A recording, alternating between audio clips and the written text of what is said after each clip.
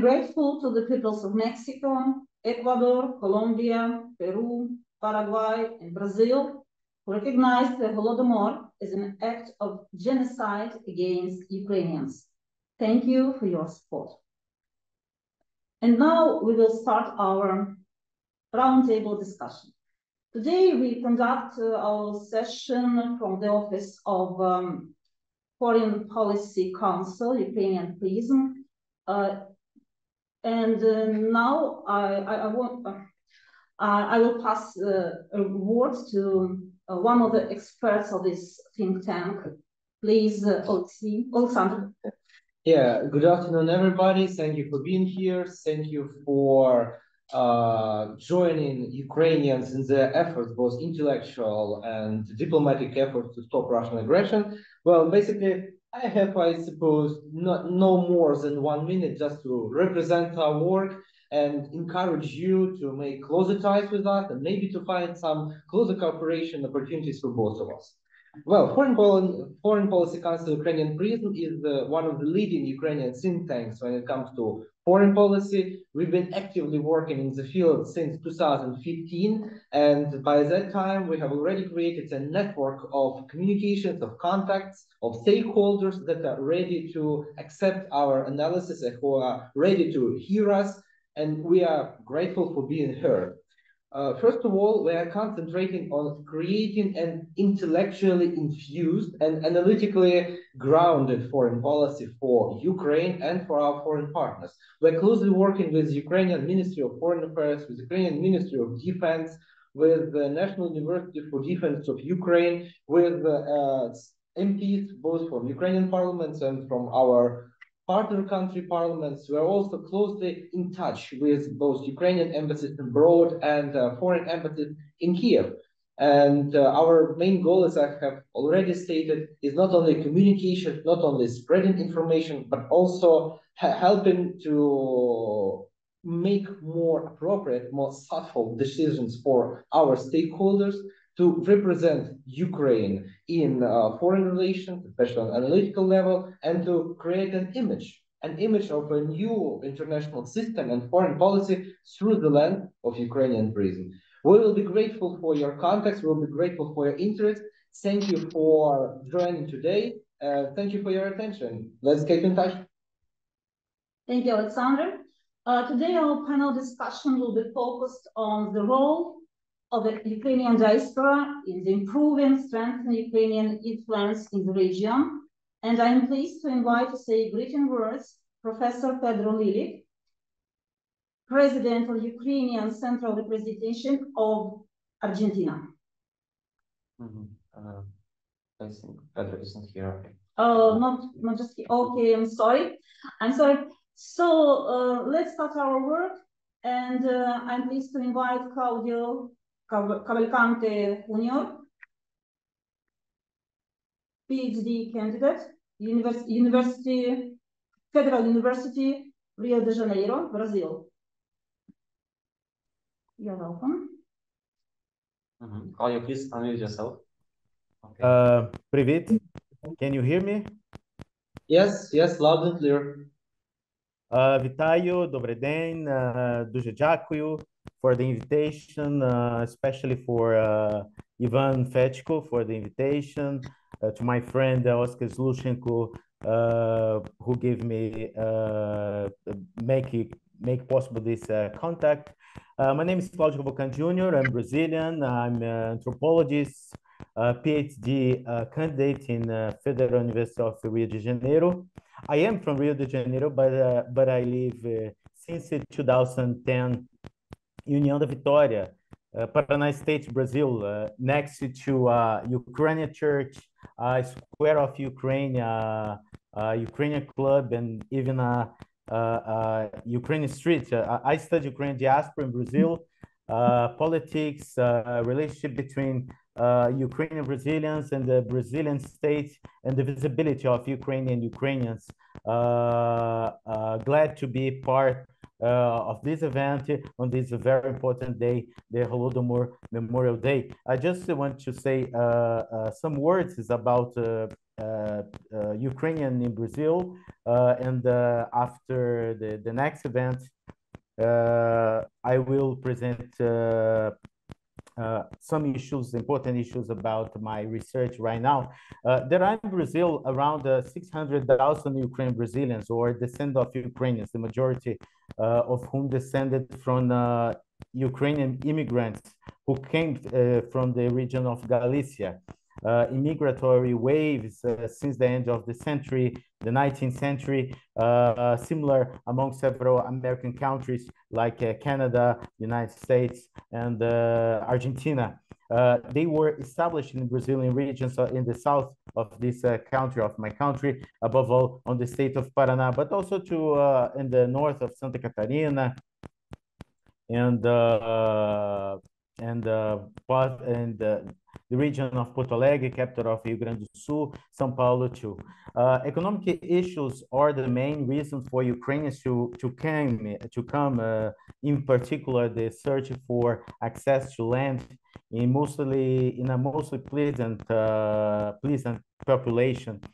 Furthermore, since the beginning of immigration, the Ukrainian Greek Catholic Church, as I said, they were from Galicia, Halicina, has been present in Brazil, of which the majority of the Ukrainian Brazilian, as I said, are members, and carries out many activities. In addition to religious activities, there is the development of cultural activities such as folk dance, gastronomy, handicrafts. Most of all the Orthodoxes, there are Orthodoxes too in Brazil. Around 10% of the Ukrainians are Orthodox. They came from Volhynia. We can see in Brazil to the development since the beginning of the Ukrainian immigration, the press among the religious of Greek Catholic Church, the Brazilian, and also the intelligentsia and nationalists, and also the development of the Ukrainian school. That's the story, the history of the Ukrainians in Brazil in few words. And later I will talk about what is happening now in Brazil among the Ukrainians, not just the people of Ukrainian ancestry, but also the Ukrainians itself who immigrated after the independence, the establishment of the state of Ukraine post 1991. Thank you very much.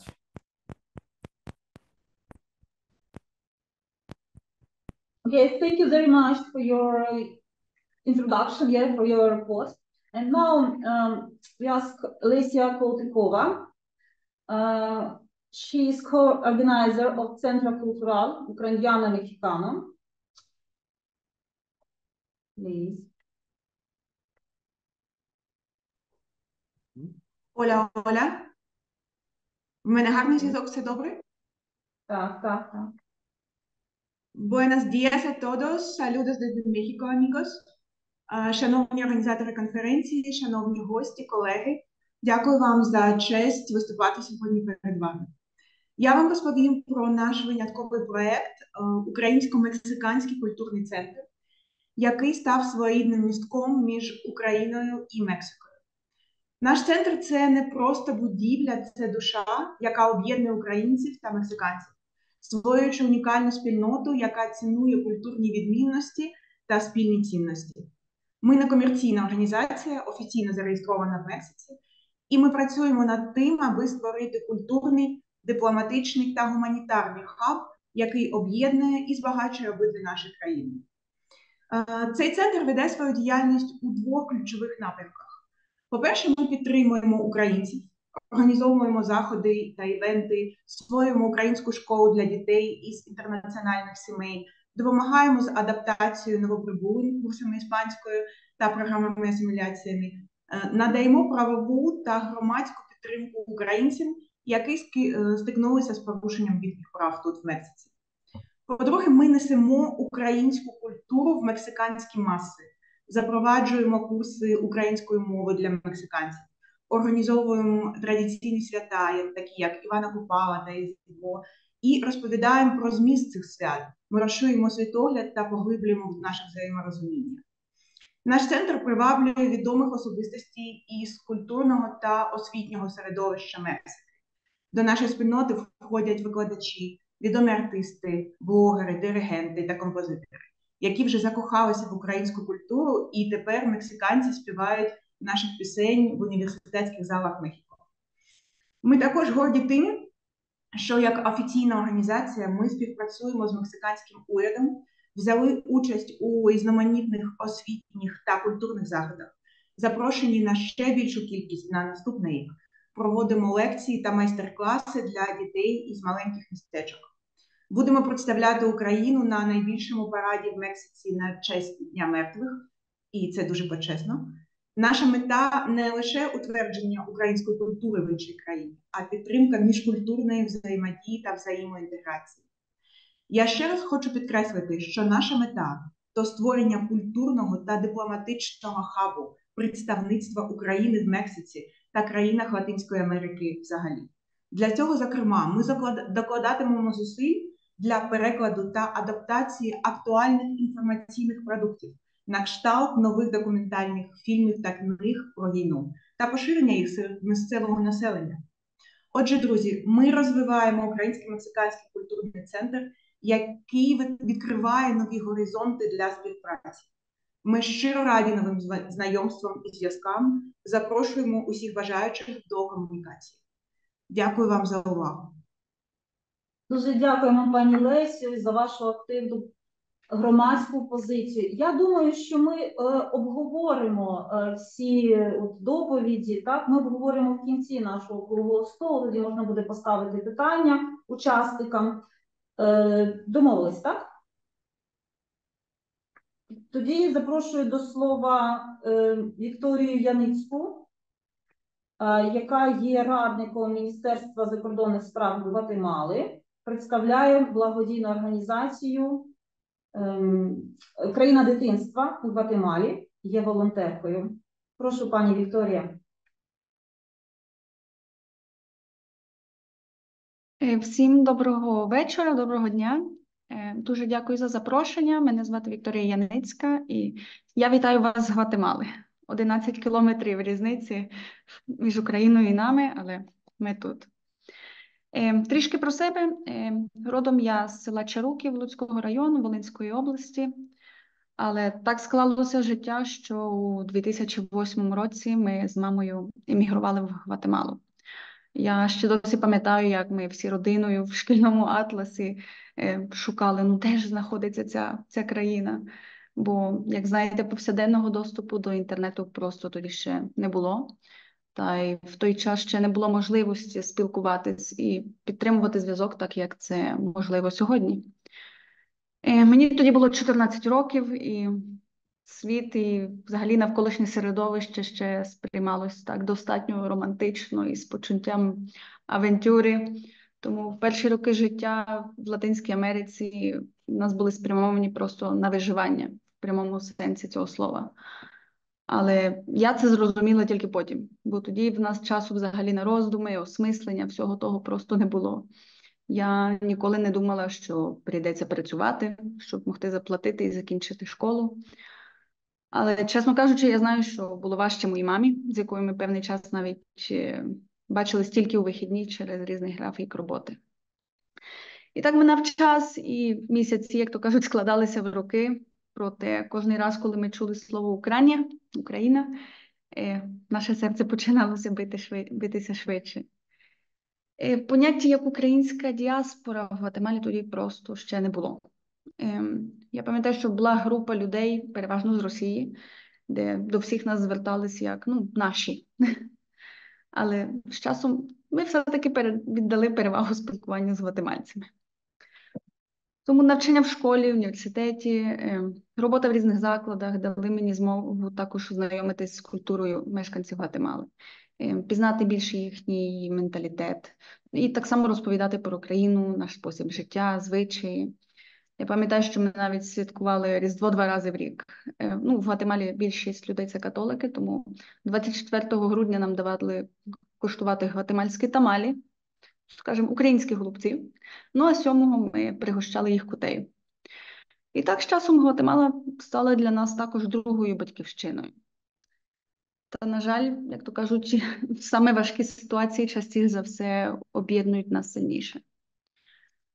Тому у 2013-му ми організували Українсько-Гватемальський майдан в столиці Гватемали, почали активніше підтримувати Україну, ділитися інформацією з друзями, також новинами, розказувати більше.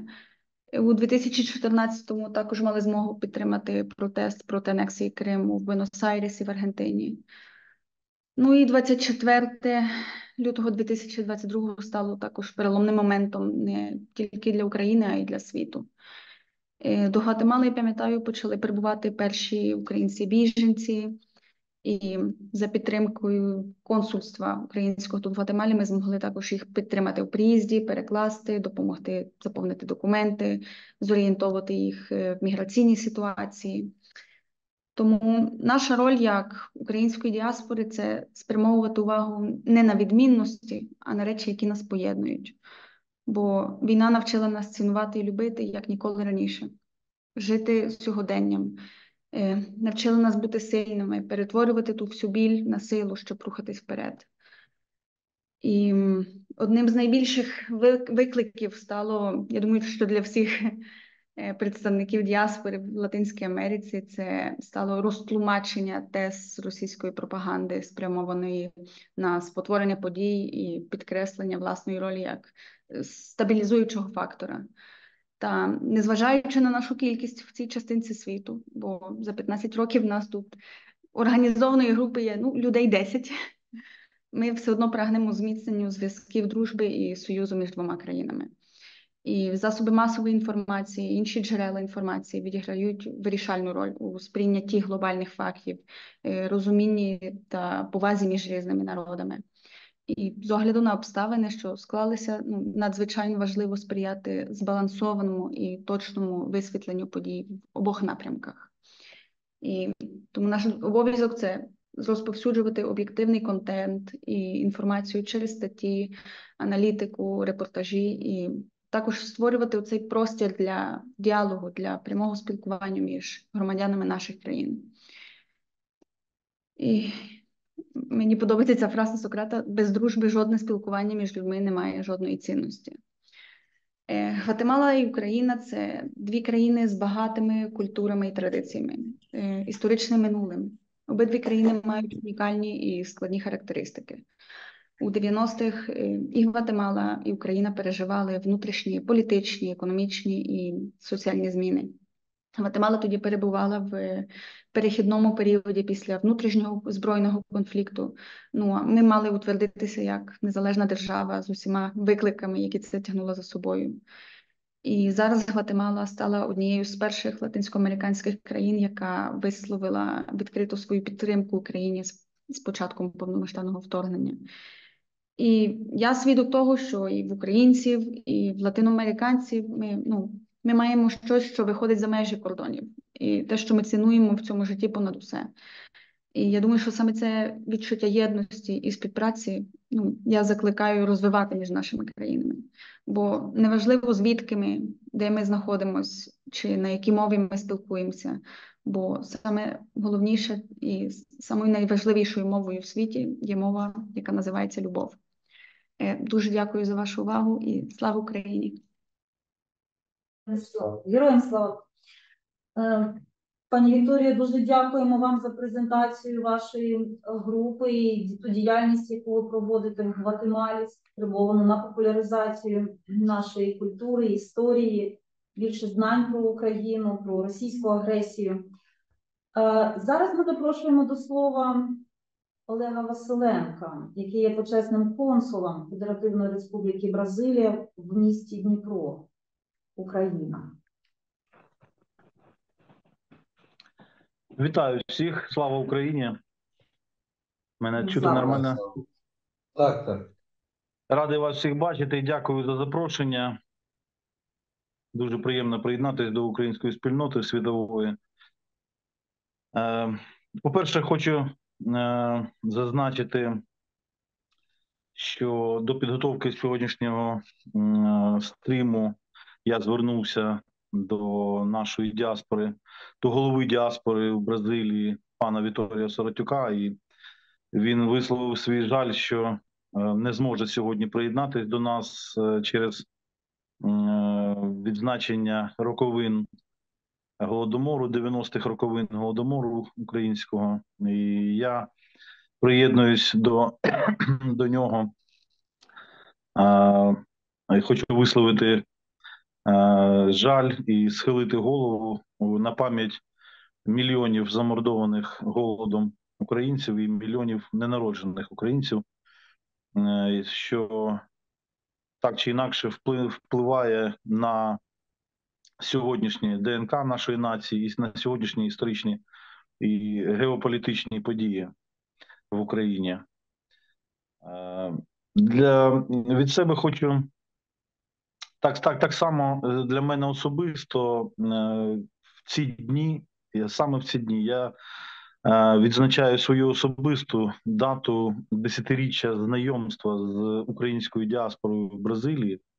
Саме в ці дні зараз мені мій Фейсбук і мій Google нагадують події листопаду 2013 року, коли я перший раз відвідав Бразилію і познайомився з чудовою яскравою спільнотою українців у Сан-Паулу, Курітібі, Прудентополісі, Ріо-де-Жанейро.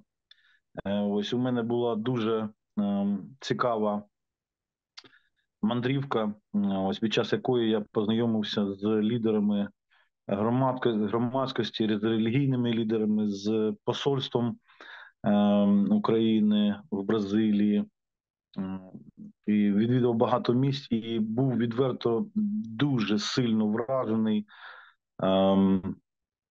тим, як українці в Бразилії, як українцям в Бразилії вдалося попри час, попри відстань, попри закритість України, скільки Україна перебувала закрита для всього світу, як їм вдалося зберегти свою українську мову, традиції, культуру, і не просто зберегти осередки, створити осередки, а не просто відтворити українську спільноту, а відтворити навіть цілі українські міста і села, такі як місто Прудентополіс в штаті Парана, це справжнє українське місто.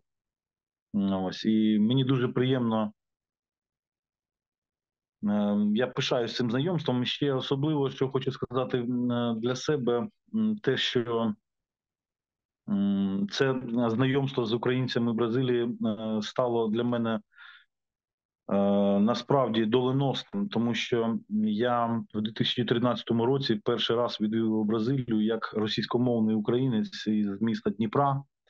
Це зросійщене місто, і я з дитинства розмовляв російською мовою, і саме через знайомство з українцями в Бразилії у мене стався внутрішній такий переворот свідомості, і я був настільки вражений тим, що українці за 10 тисяч кілометрів від України, за 10-12 тисяч кілометрів від України, за 150 років майже, чи 130 років еміграції, через багато поколінь, вже в 5-6 поколінні зберегли українську мову.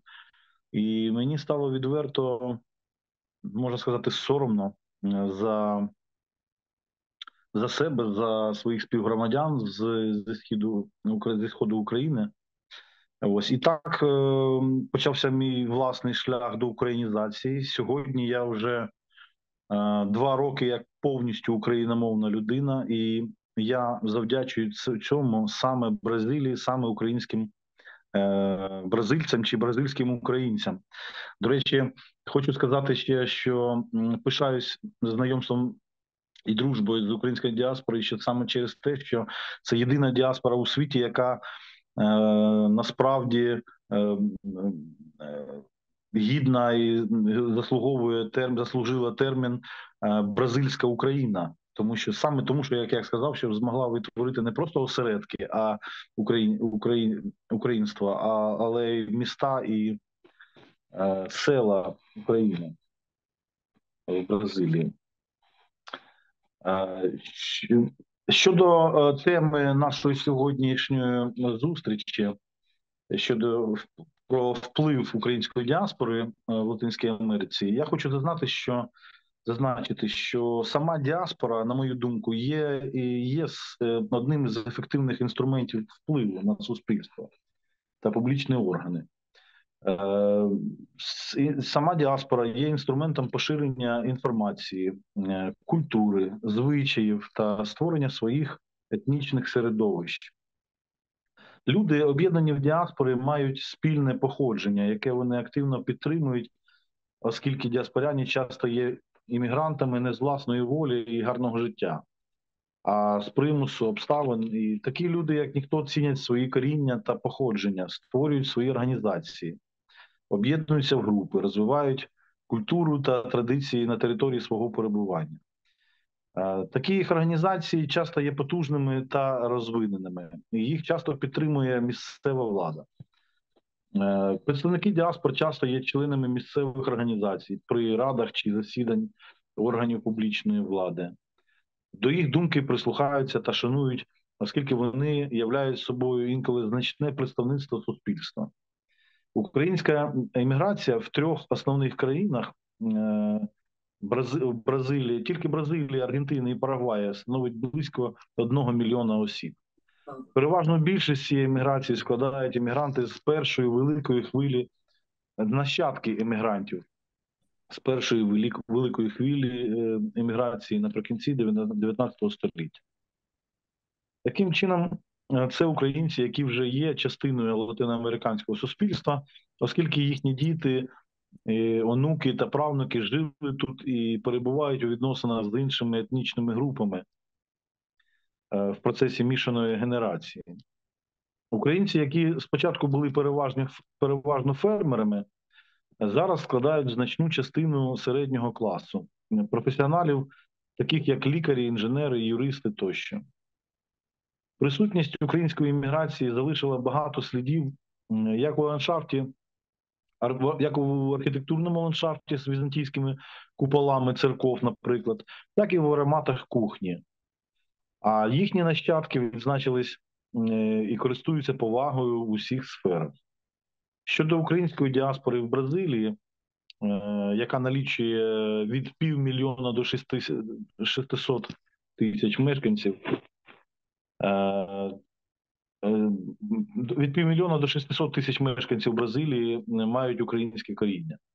Здебільшого українці знаходяться в провінції Парана, зокрема у місті Прудентополіс, а також Курітиба та Сан-Паулу. Вони мають свої церкви, громадські приміщення, культурні одиниці, танцювальні ансамблі, хори тощо. Українська громада у Бразилії – це розгалужена мережа контактів. Одним із значущих прикладів впливу діаспори на посилення всього українського в Бразилії є факт, що українська мова стала офіційною мовою в бразильському муніципалітеті Прудентополіс. Законопроект одноголосно підтримали всі присутні депутати на засіданні.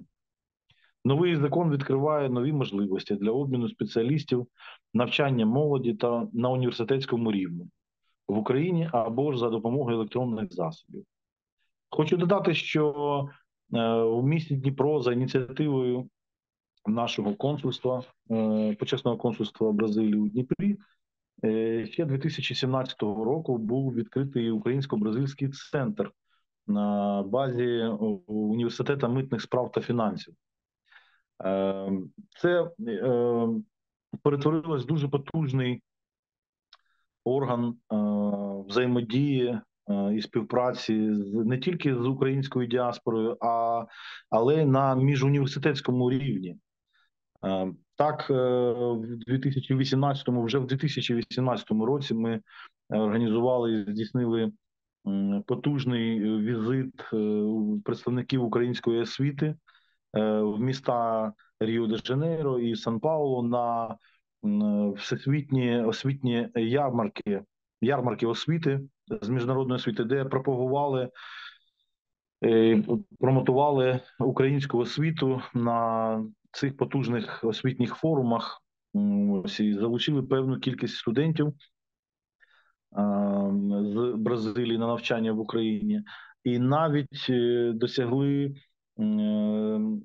організацію стипендій для деяких бразильців українського походження за недержавний кошт, за рахунок спонсорів були засновані стипендії для бразильців українського походження.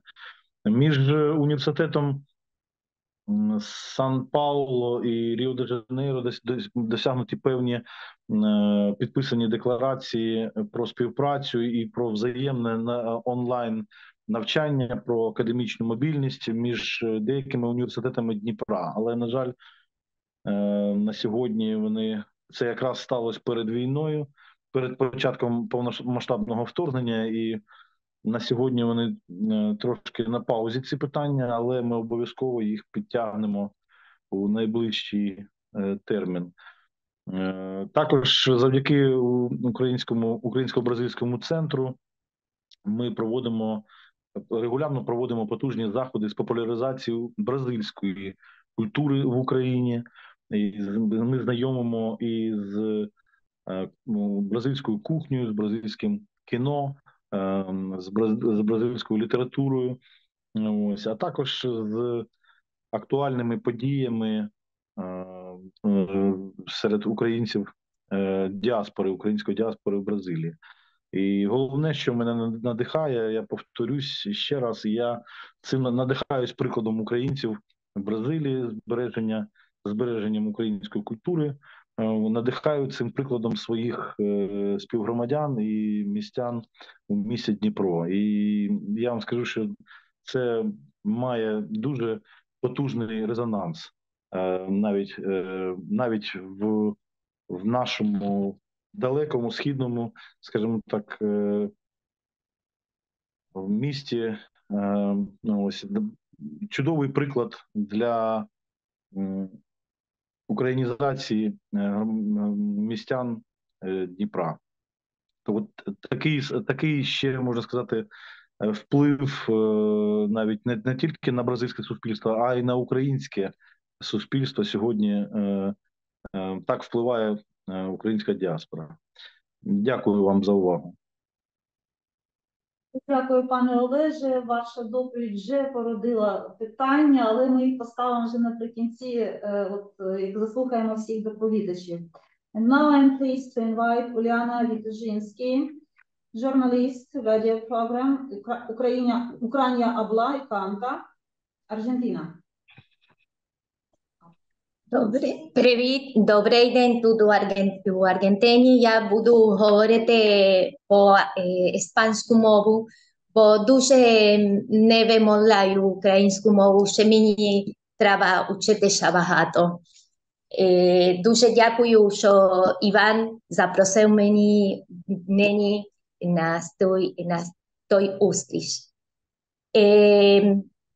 Les cuento que el programa Ucrania Habla y Canta nació hace 29 años, en el año 1994, muy simultáneamente con la independencia de Ucrania.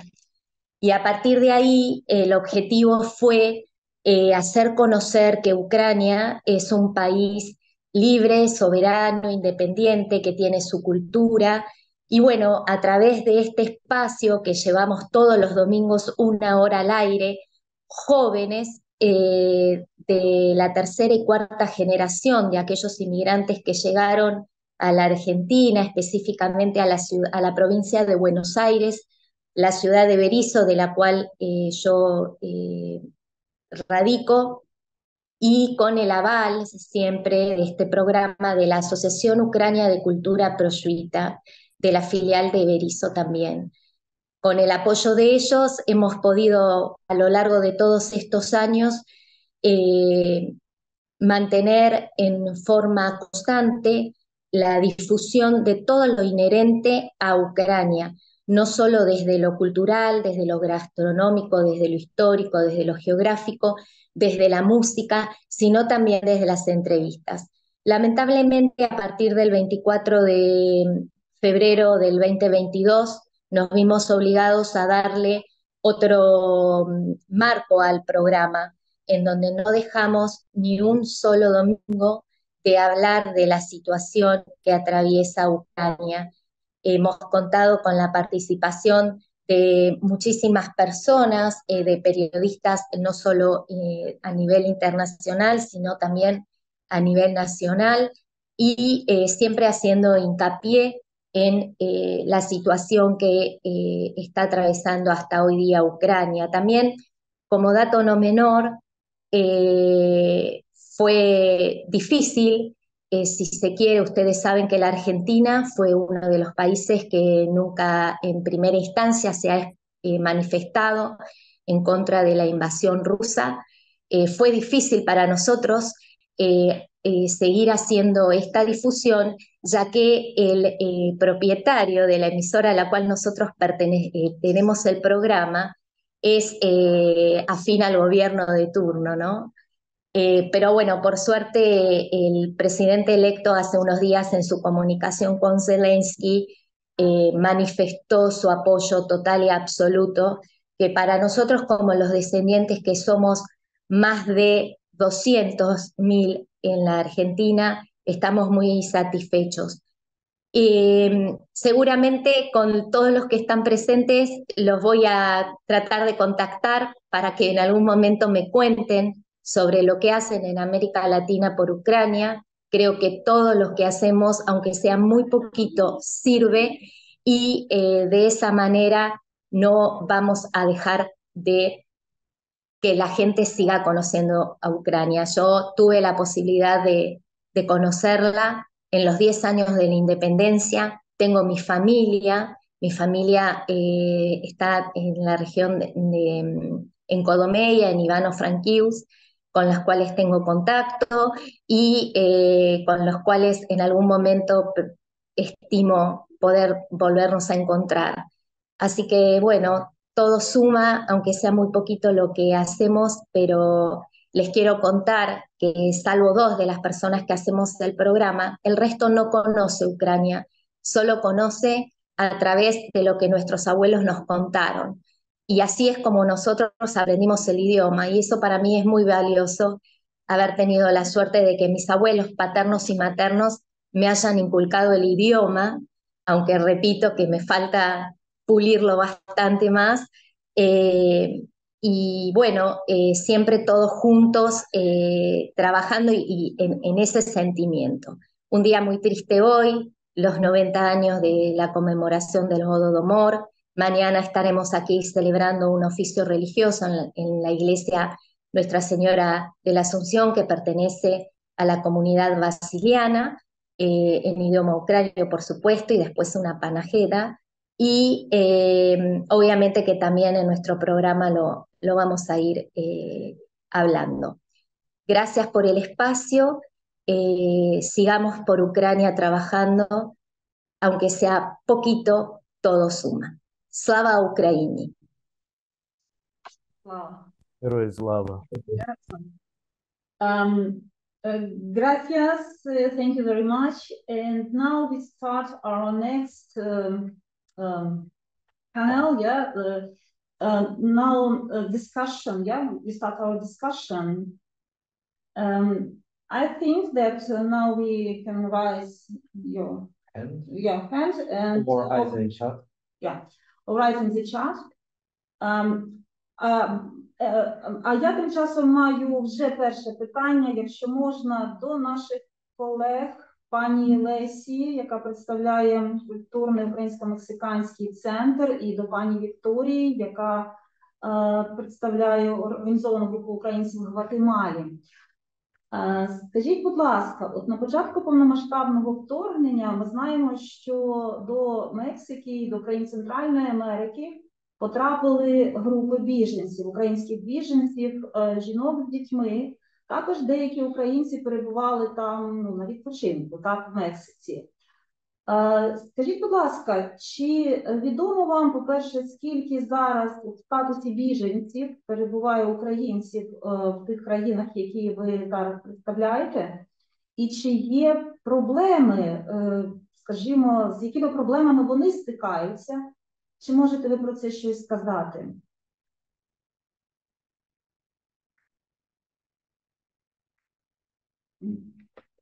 Прошу.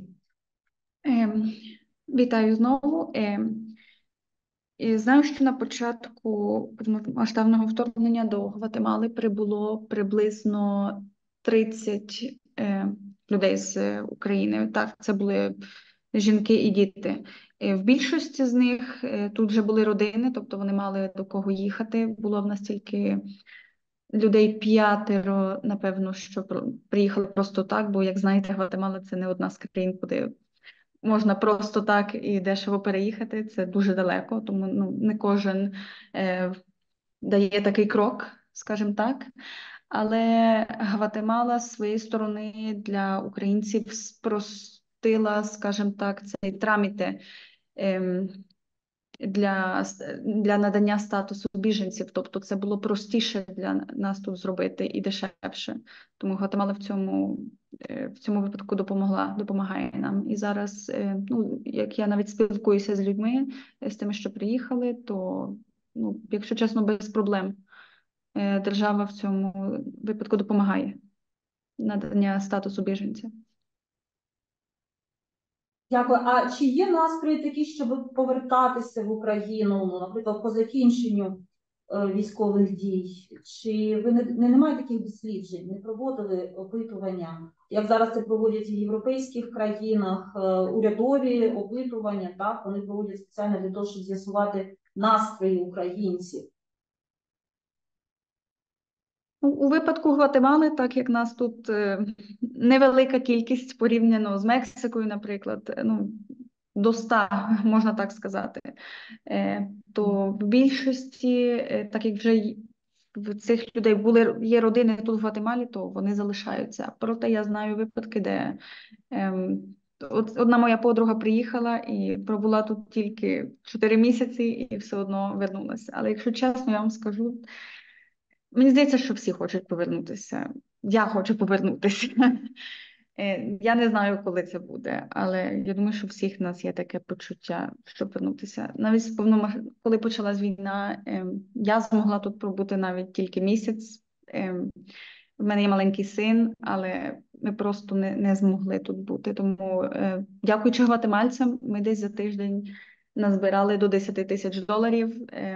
Я пам'ятаю, я взяла перший білет в одну сторону, полетіли, ми допомогли купити швидку допомогу одній групі з України, Параволан, вони зараз займаються евакуацією на Сході. Так що, я думаю, що в кожного у нас є це відчуття все-таки повернутися. Бог знає коли, але надія не вмирає. Так, надія не вмирає. Я готова розказати про Мексику. Перед тим, як ви почнете, просто щоб потім не перебувати спочатку української колеги, тут дуже правильна пропозиція в чаті. Поки спікер виступає, поки ви формулюєте свої питання, можна обмінятися контактами. And for the English-speaking audience, there is a very reasonable approach in our chat to exchange contact information in this chat during the speeches and during the preparation of your questions. So feel free to put in your emails, phones, and everything that you are ready to share with our counterparts. Thank you. Пані Лесю, просимо. Дуже дякую вам за цю можливість обмінятися контактами, це дуже надихає нас всіх. Я хочу вам розказати про Мексику. Це традиційна країна-транзит, яка вона сприймається в багатьох країнах Європи, і for good and for bad це дійсно так.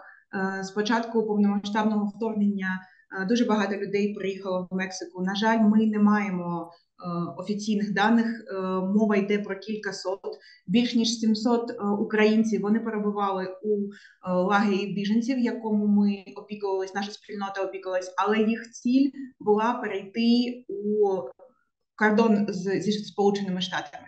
Так вони і врешті-решт зробили, і зараз цей лагір не діє, але для них все закінчилося добре. Щодо української позиції з приводу України, мексиканського уряду, то вона дуже, скажімо так, непрозора і неоднозначна. З одного боку, вони не можуть не давати собі відлік в тому, що мова йде про війну, але офіційна позиція в них дуже супернейтральна. Вони неодноразово казали, що вони закликають до миру, і тому якихось офіційних спрощень чи офіційних пільг для українців для отримання статусу біженців ми, на жаль, не маємо. Всі українці змушені чекати по півроку, по рік на свої документи. Єдине, що на неформальному рівні, але це дійсно працює, нікого не депортують за порушення імміграційного режиму. Тому, якщо в когось виникає бажання приїхати в Мексику і тут залишитись, то це цілком можливо в наших умовах зараз. Ми працюємо в нашому центрі на те, щоб спрощити процес надання статусу біженця, чи хоча б отримати офіційну інформацію, офіційні підтвердження цього режиму, але поки все це працює не в офіційному режимі. Дякую. Дуже дякую, пані Лесю. І з чату озвучуємо питання. Так, тут руку підняли з аудиторії. Майкл Дейнека, будь ласка, включіть своє аудіо, можете задати питання.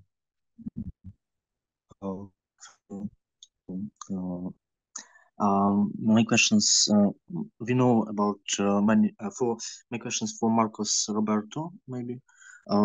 We know that many Latin American countries recognize the Holodomor as genocide of the Ukrainian nation. For example, Brazil, Mexico, Peru, Colombia, Paraguay, Ecuador, as Argentina and Chile recognition of the Holodomor. I'm glad the Latin American is one of the biggest supporters of Ukraine on the issue of recognizing the Holodomor side.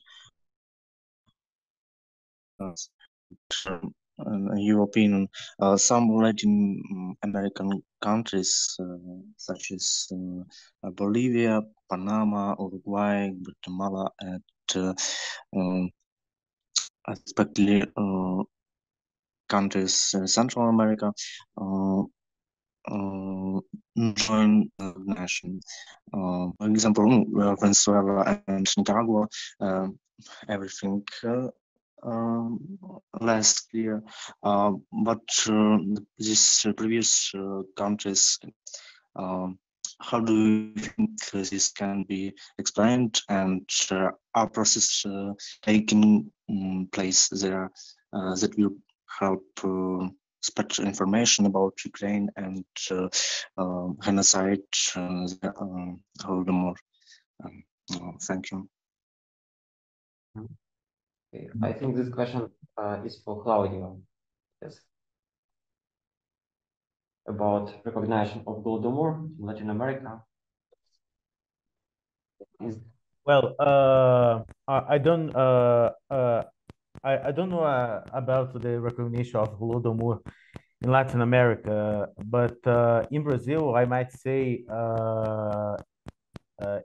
the Senate, the Federal Senate in Brazil, vote the recognize of Holodomor last year, and the deputy chamber still doesn't. So it's going on. I think it will voted next year. But part of the legislative in Brazil recognizes the Holodomor.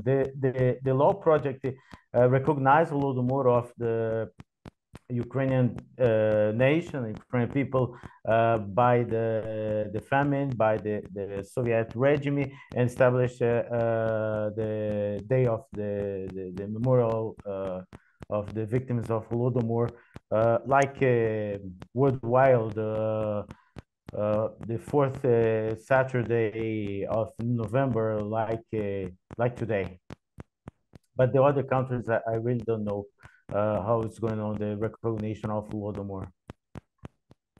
That's the situation in Brazil. Okay. Some cities, some municipalities, councils recognize in laws, local laws, and the state of Paraná, there's a law too.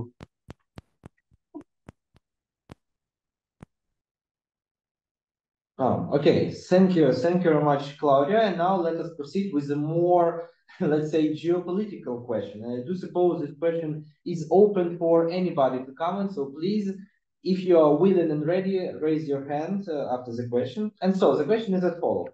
We do know that since the end of the last year, Ukraine has prioritized Latin America as its foreign policy counterpart, as its partner region and partner countries. And definitely a lot has been done since, and even here in Ukrainian prison, me and my colleagues, my colleagues and I have done a lot to proceed with Ukrainian interest in Latin America. But we would like to hear from you, especially from the honorable representatives from the region, what can be done in order to reopen Latin America for Ukraine and Ukraine for Latin America.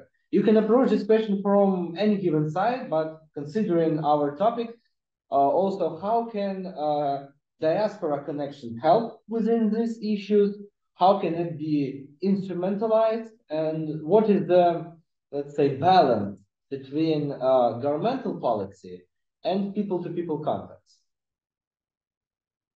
So, anyone willing to share their thoughts or their approaches?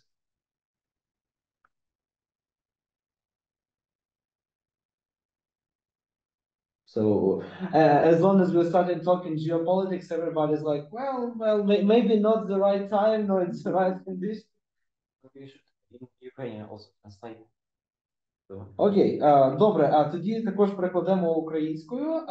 Питання в наступному. З кінця минулого року Міністерство закордонних справ поставило в пріоритет відносини з країнами Латинської Америки, пошуку контактів, налагодження співпраці і так далі. Багато було зроблено, в тому числі нами тут в українській призмі, але ще багато чого необхідно в даній стратегії втілювати. І тому питання таке достатньо широке. Як відкрити Україну до Латинської Америки і Латинську Америку до України? А зважаючи на нашу тему, як в цьому використати наявні контакти діаспори і як збалансувати державний рівень відносин із рівнем людської дипломатії, соціальної дипломатії. Які в нашої шановної аудиторії можуть бути думки? Можливо, якісь підсказки, хінти, історії? А так, пані Леся Колтикова, будь ласка, бачу вашу руку. Причому буквально бачу вашу руку. Так. Дуже дякую. Щодо країн Латам, то це Латинської Америки, то це зовсім інший світ. І він досі достатньо ізольований. Більшість людей тут не розмовляє жодною іншою мовою, хотіла сказати ідіомою, ніж іспанська. І багато з нас можуть підтвердити, що ми тут вже розмовляємо україньоль, тобто українська, іспанська.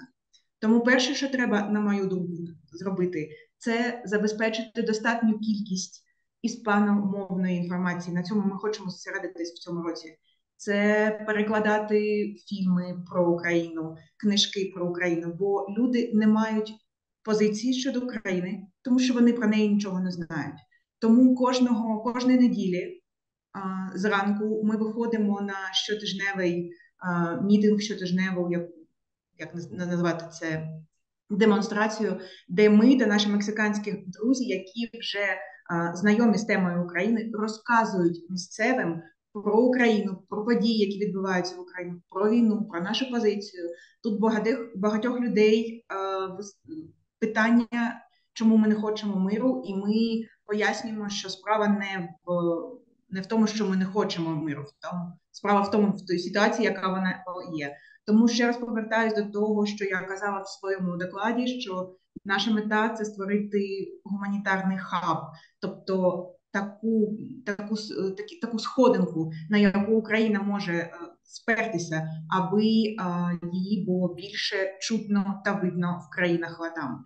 Я не знаю, як шановних колег з Бразилії, точніше, я знаю, як в шановних колег Бразилії, бо слідкую в мережах і за веселкою з Парана, це ансамбль, і за школою Лесі Українки, яку вони мають. І це справді дуже чудово. Нам треба, я розумію, що вони мають десятиліття традицій, і нам треба тут робити те ж саме. Тому потрібно якомога більше адаптувати, не просто перекладати, а саме адаптувати інформацію про Україну і поширювати її серед місцевих на всіх рівнях, на університетських рівнях, в Мексиці з великою повагою ставляться до освіти як такої. Тому для мене це, як я зі своєї позиції це бачу, для мене це перше студійне завдання. Чудово, дуже дякую вам, пані Лесю. Колеги, чи будуть ще думки, доповнення, коментарі? Вітаю, я ще пані хотіла Вікторія. Я згодна дуже з пані Лесею. Я думаю, що кращий спосіб підходити до цієї ситуації взагалі це з культурної точки зору, це тобто організовувати культурні заходи, також займатися перекладами, виставки. Гватемальська сторона з цього боку, скажімо так, дуже зацікавлена на державному рівні також, щоб про Гватемалу знали більше в Україні. Бо я зараз впевнена, що в Гватемалі знають більше про Україну, ніж в Україні про Гватемалу. І треба старатися, щоб це було з двох боків. Тому створювати цей союз і цей зв'язок з двох боків, бо це не може бути просто з одного.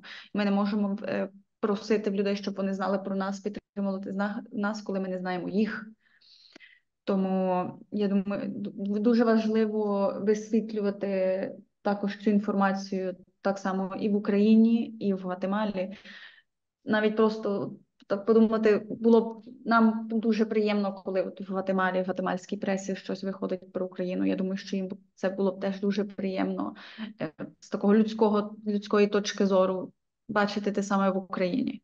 І думаю, що це такий перший крок робити ці зв'язки білатераліс, скажімо так. Дякую. Чудово, дякую вам, пані Вікторія, дякую за цікаві інсайди. Насправді, такий підхід взаємності, що не лише ми маємо бути почуті і нас мають побачити, але і ми також маємо чути і бачити. Мені здається, це якраз те, чого дуже часто нам, на жаль, не вистачало. Any other suggestions, thoughts on reciprocal reapproachment of Ukraine and Latin American countries? As you can see, we have quite a wide range of cultural approaches, but are there anything else we can do? Miss Lesia talk about Veselka. I have here this program of the Festival of Ukrainian Dances. We make there is a festival of Ukrainian dances in Brazil since 1944, and in 2018, for I think 40 or 50 time, it was in Prudentópolis. We have in Brazil more than 20 dance groups. In Curitiba, we have two. Here in União da Vitória, we have two. Prudentópolis have some. Malé, Paulo Frontin, Rio Azul. Here we used to talk that three Ukrainians built a church. 5 we built a dance group, dance folkloric group. So this is part of this preservation of tradition in Ukrainian communities in Brazil. I have also others programs of the festival in many cities in Brazil, in Prudentópolis, in Malé, in Rio Azul, in Antônio Linto, in Irati, in Mafra, Santa Catarina, state of Santa Catarina. Just this intervention to talk a little about something soft about Ukrainians today. Great. Thank you very much, Claudia, for sharing it with us. And I think we'll proceed with our next question. Yes, probably. У мене є таке питання. Скажіть, будь ласка, ми знаємо, що Російська Федерація, вона зараз ще більше активізувалася в Латинській Америці, і навіть говорили про те, що зважаючи на те, що Росія, ну, скажімо так, втрачає серйозні позиції в Європі, то вона переключила свої ресурси на те, щоб посилити свою присутність в країнах Латинської Америки, мається на увазі пропагандистську, культурну і так далі. Скажіть, будь ласка, якими ви, можливо, бачите інструменти протидії російським впливам в регіоні? Що ми можемо зробити, наприклад, тут в Україні, щоб допомогти вам цим, і як ви це бачите у себе? Так, пані Леся, так, бачу вашу руку. На всяк випадок, щоб ми точно вас бачили, пробуйте використовувати у нас реакції тут є через Zoom, ну тому що ми так точно вас не пропустимо. Так, пані Лесю, ви нас чуєте? Так, чую і не можу знайти реакції. Вибачте мене, будь ласка, що я так... Нічого страшного. Головне, що знайшлися, так. Дякую. Так, вибачте, що не даю нікому слова, але мені дуже болить ситуація з російською присутністю в Мексиці. Вони надзвичайно активні і надзвичайно присутні. Мабуть, ви пам'ятаєте ту ситуацію, коли за кілька днів чи там тиждень після початку повномасштабного вторгнення вони зробили в Палаті депутатів якби зону дружби чи комітет дружби між Україною і Мексикою, між Росією та Мексикою. На щастя, Сполучені Штати дуже швидко відреагували на це і позбавили віз усіх, хто був дотичний до цієї ситуації. Але Росію це не дуже засмутило, тому вони неймовірно активні. Вони, наприклад, запрошують таких виконавців, як хор турецького, тобто це професійний рівень, ми можемо не любити їх як музикантів, але в них достатній рівень для того, щоб представлятися на публіці. І відкривають безкоштовно вхід для величезного концертного залу, який, звісно, люди, які не розуміють ситуацію, а я ще раз підкреслюю, люди тут не мають позицію, бо вони не розуміють ситуацію, бо вони не мають іспаномовних істочників. І так, вони привозять балет, і будь-яка ініціатива, яка є з російської діаспори, а російська діаспора тут теж дуже активна, вона підтримується фінансово максимально від посольства Росії. Ти можеш попросити грант на будь-що взагалі, аби там була Росія. Тому у нас, звісно, у нас дуже різні можливості, просто фінансові, у нас різні економіки в країнах. Але наше завзяття ще нікому не вдалося перебити, тому я думаю, що наші ідеї – це теж відкривати інформаційний простір. Я дуже погоджуюсь із пані Вікторією, вибач, чи я правильно назвала, шановна пані із Гватемали. Я дуже погоджуюся з цією позицією, що це, пані Вікторія, дякую, що це повинен бути саме обмін. Мексиканці, вони теж страждають від іміджу Мексики, який є за межами країни, бо це взагалі зовсім інша ситуація, і, звісно, тут ніхто не бігає з автоматами і з вусами, і ця країна, в якій найстарший університет Латам, і бібліотеки, і музеї, і багато іншого.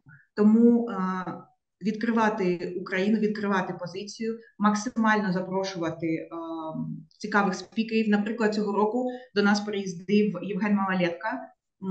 Він був на виставці в музеї Френса Майера на World Press Photo, і ми були щасливі приймати його в нашому центрі, робили інтерв'ю. От таку практику треба продовжувати. Треба запрошувати цікавих спікерів, а ми, як, наприклад, наш центр, ми можемо надати їм велику площадку.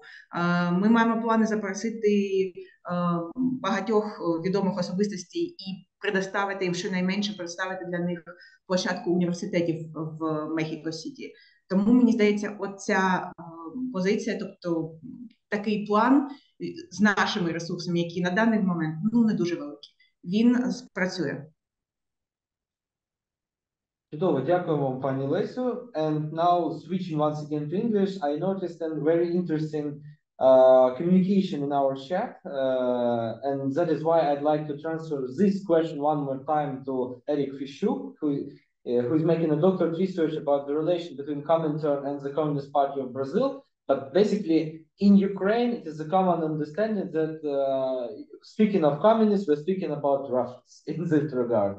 And so maybe, Eric, you can tell us, do you see any, as of now, as of modern times, do you see any real influence of Russian informational sphere or media agencies or anything that sort of on the Brazilian population, Brazilian politics, etc.? So is this issue of informational infringement of pro-Russian forces still present in Brazil? Hello, thank you very much, Slava Ukraini. Героям слава. First of all, Слава. I would want to thank Claudio for announcing me about the event. I'm very glad to see you all discussing such important themes for our present geopolitics. And my comment would I would comment from the perspective of a person who always have been following the left-wing trends at university, is that unfortunately there are so many confusions in concepts among Brazilian left-wing politicians, militants, and sometimes students. Many of them, most of them, to be sincere, most of them make some confusion between Russia as a country, as a nation, as a language, and Soviet Union as a state construction, as a state inventing, and the concept of communism as a whole. For example, Marxism, and we know that not all Marxists are communists in the Leninist sense. So it's there are still many confusion in Brazil regarding Marxism and communism. Mainly left-wing thinkers confound in general Marxism and leftism as a whole. But what makes me more sad, makes me sad overall, is that Brazilians in general, even in the so-called intellectual elite, to use a Russian word, intelligentsia, among Brazilian intellectuals, there's a very narrow comprehension about is happening in Ukraine. And the problem is that it's very difficult to make thinkers, journalists, writers, scholars, etc., to not to confound all these concepts, Russian imperialism, leftism in general. But my concern to finish is that here in Brazil, unfortunately, when a person says he's a leftist, in general, he or she will be more frequently, more often, he or she can sympathize, for example, with Russia, seeing it as a anti-imperialist country. So there are still some confusions between Soviet times and present imperialist fascist Russia. So even among scholars, there are these confusions, and that's why it's still very important to bring about with these confusions, even as overall, because we have now another break with these conflicts in between Hamas, Israel, that makes things even more complicated. Thank you very much. Slava Ukraini. Героям слава. Thank you very much, Eric. And by the way, that's the same narrative we see not only in the so-called global South countries, we also see it in many Western countries, that the more left-leaning politicians, more left-leaning population are generally assuming that Russia is the Soviet Union in modern times, and they're still catching up on this propaganda narrative. So thank you for this good point. And I also see a hand raised by Claudio. Please. I totally agree with Eric. We came from different universities, different branches, but it's the same at the public education in Brazil, at university. It's very strong, the left wing, and that's some issues I will talk in my presentation in 10 minutes. In Brazil, we have a lot of problems in Brazil, and you ask about how Latin America can be narrow from Ukraine and support Ukraine. It's a 1 billion question. It's real difficult because as Eric told, now it's Gaza, Palestinian cause is ancient. It's a very old issue, and everybody here forgetting Ukraine. Nobody's talking about Ukraine on the mass media, and some people of left wing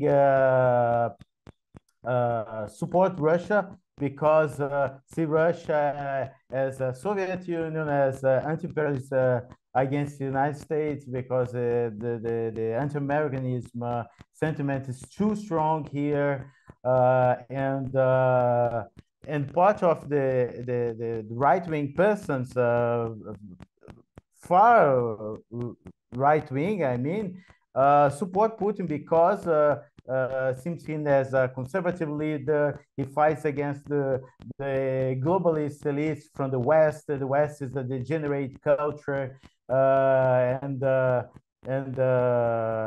he's trying to save the world. And I stand up for people like Jair Bolsonaro. That's what I'm gonna say in 10 minutes right now. Thanks, Eric. Eric put excellent questions here. Great, thank you very much, Claudia. And for the final question of our panel, let's try to talk business, shall we? Basically, one of the main narratives for Ukrainian foreign policy, both for global South and Western countries, is of course reconstruction. Reconstruction, investment, and all that is considered connected to Ukrainian economic stability post-war, because we do understand that will be one of the biggest investment projects of the next 10 years. And so, considering Ukrainian reconstruction in Latin American countries, in Latin American businesses, what should be the approach? Like generally, what can Ukraine propose for Latin American investors? Because we do know what can we propose to, for example, the United States investors. We do know what is the European approach to reconstructing and investing into Ukraine. But what terms, what narratives can be used for Latin America businesses?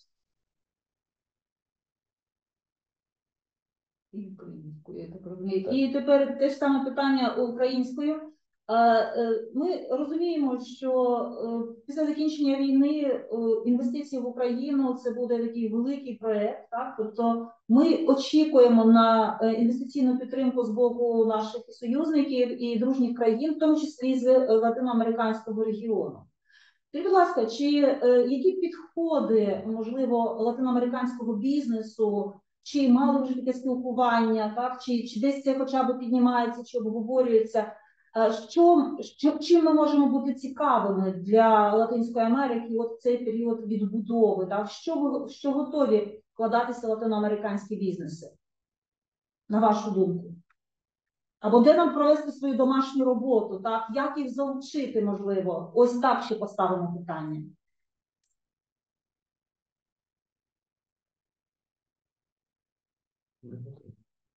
Пані Лесю, просимо.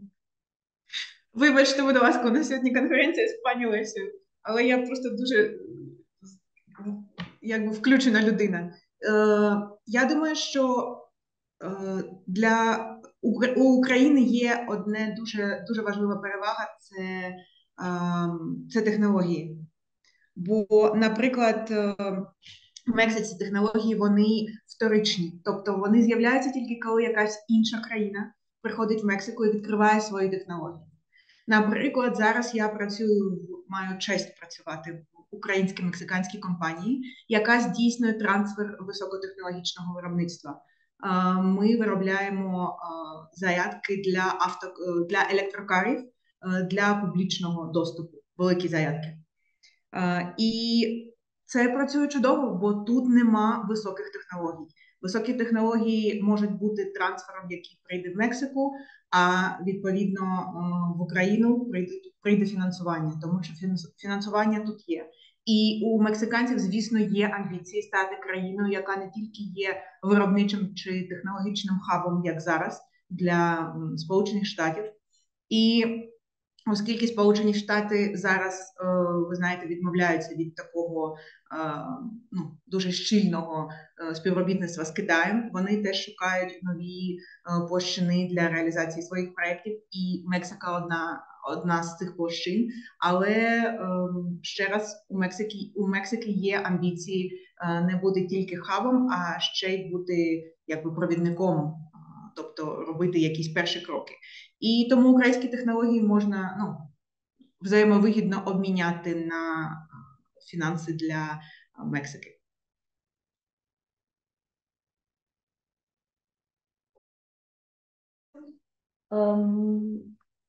Ще, може, хтось хотів би висловити? В такому випадку, так, прошу, пані Вікторія. Я вважаю, що ще дуже важливо для бізнесу це мати конкретні канали комунікації між країнами. Бо я знаю багато людей, які дуже зацікавлені, наприклад, вкласти в Україні, зробити бізнес-експорт і, наприклад, займатися. Тому я вважаю, що це дуже важливо мати оці конкретні канали комунікації. Зараз ми, наприклад, співпрацюємо з Торгово-промисловою палатою України і надіємося, що вже в грудні будемо мати репрезентацію України тут, в Гватемалі. І надіємося, що в майбутньому також і в Україні мати якусь репрезентацію, скажімо так. Дякую. Дякую, пані Вікторія. Дуже дякую всім учасникам за плідну дискусію, за цікаві думки і пропозиції. Я думаю, що аналітичним центрам і університетській спільноті є над чим попрацювати для того, щоб напрацювати якісь конкретні пропозиції для наших органів виконавчої влади. Ми почули голос наших українців, а також тих, хто дуже вболіває за Україну. Велике вам спасибі. На цьому наша панельна дискусія завершується, і я передаю слово модерування Івану Фечку для модерування другої частини. Це секція, присвячена вже безпосередньо виступам науковим. Так, дякую, пані Наталі. Дійсно, можемо переходити до роботи нашої секції, яка відбувається, нагадаємо, в рамках другої міжнародної наукової конференції «Україна-Латинська Америка», присвячена пам'яті народження визначного українського вченого Юрія Кнорозова, а також на зустріч 190-річчя заснування Київського університету. Ось, тому дякуємо прощирам всіх, хто щойно брав участь в дискусії, і ви цілком можете залишатися і брати участь далі в обговоренні, тим паче, що питання, які тут піднімаються, вони будуть стосуватися схожих тем. Так, і, власне, можемо розпочати перевірити присутність. Першим у нас в списку є Владислав Савельєв. Пане Владиславе, Пан Владислав представляє Інститут всесвітньої історії Національної академії наук України. Тому передаємо вам слово.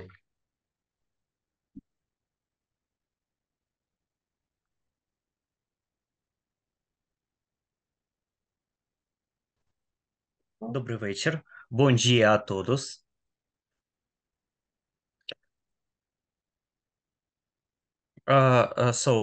My speech will be in English. I will talk about Ukrainian diaspora in Brazil and role of this. As we know, Brazil is one of those countries that is really discussed in the context of Ukrainian immigration of the 19th and 20th century. Meanwhile, a significant number of descendants of Ukrainian settlers live on the territory of modern Brazil. Many of them have lost ties with their historical homeland, have Brazilian passports, and feel like Brazilians. The process of lost historical roots by the descendants of Ukrainian immigrants is only aggravated by their inattention to this issue on the part of Ukrainian media, public and political institution. Brazil is the 5th largest country in the world by area and the 7th largest by population, with more than 210 million inhabitants.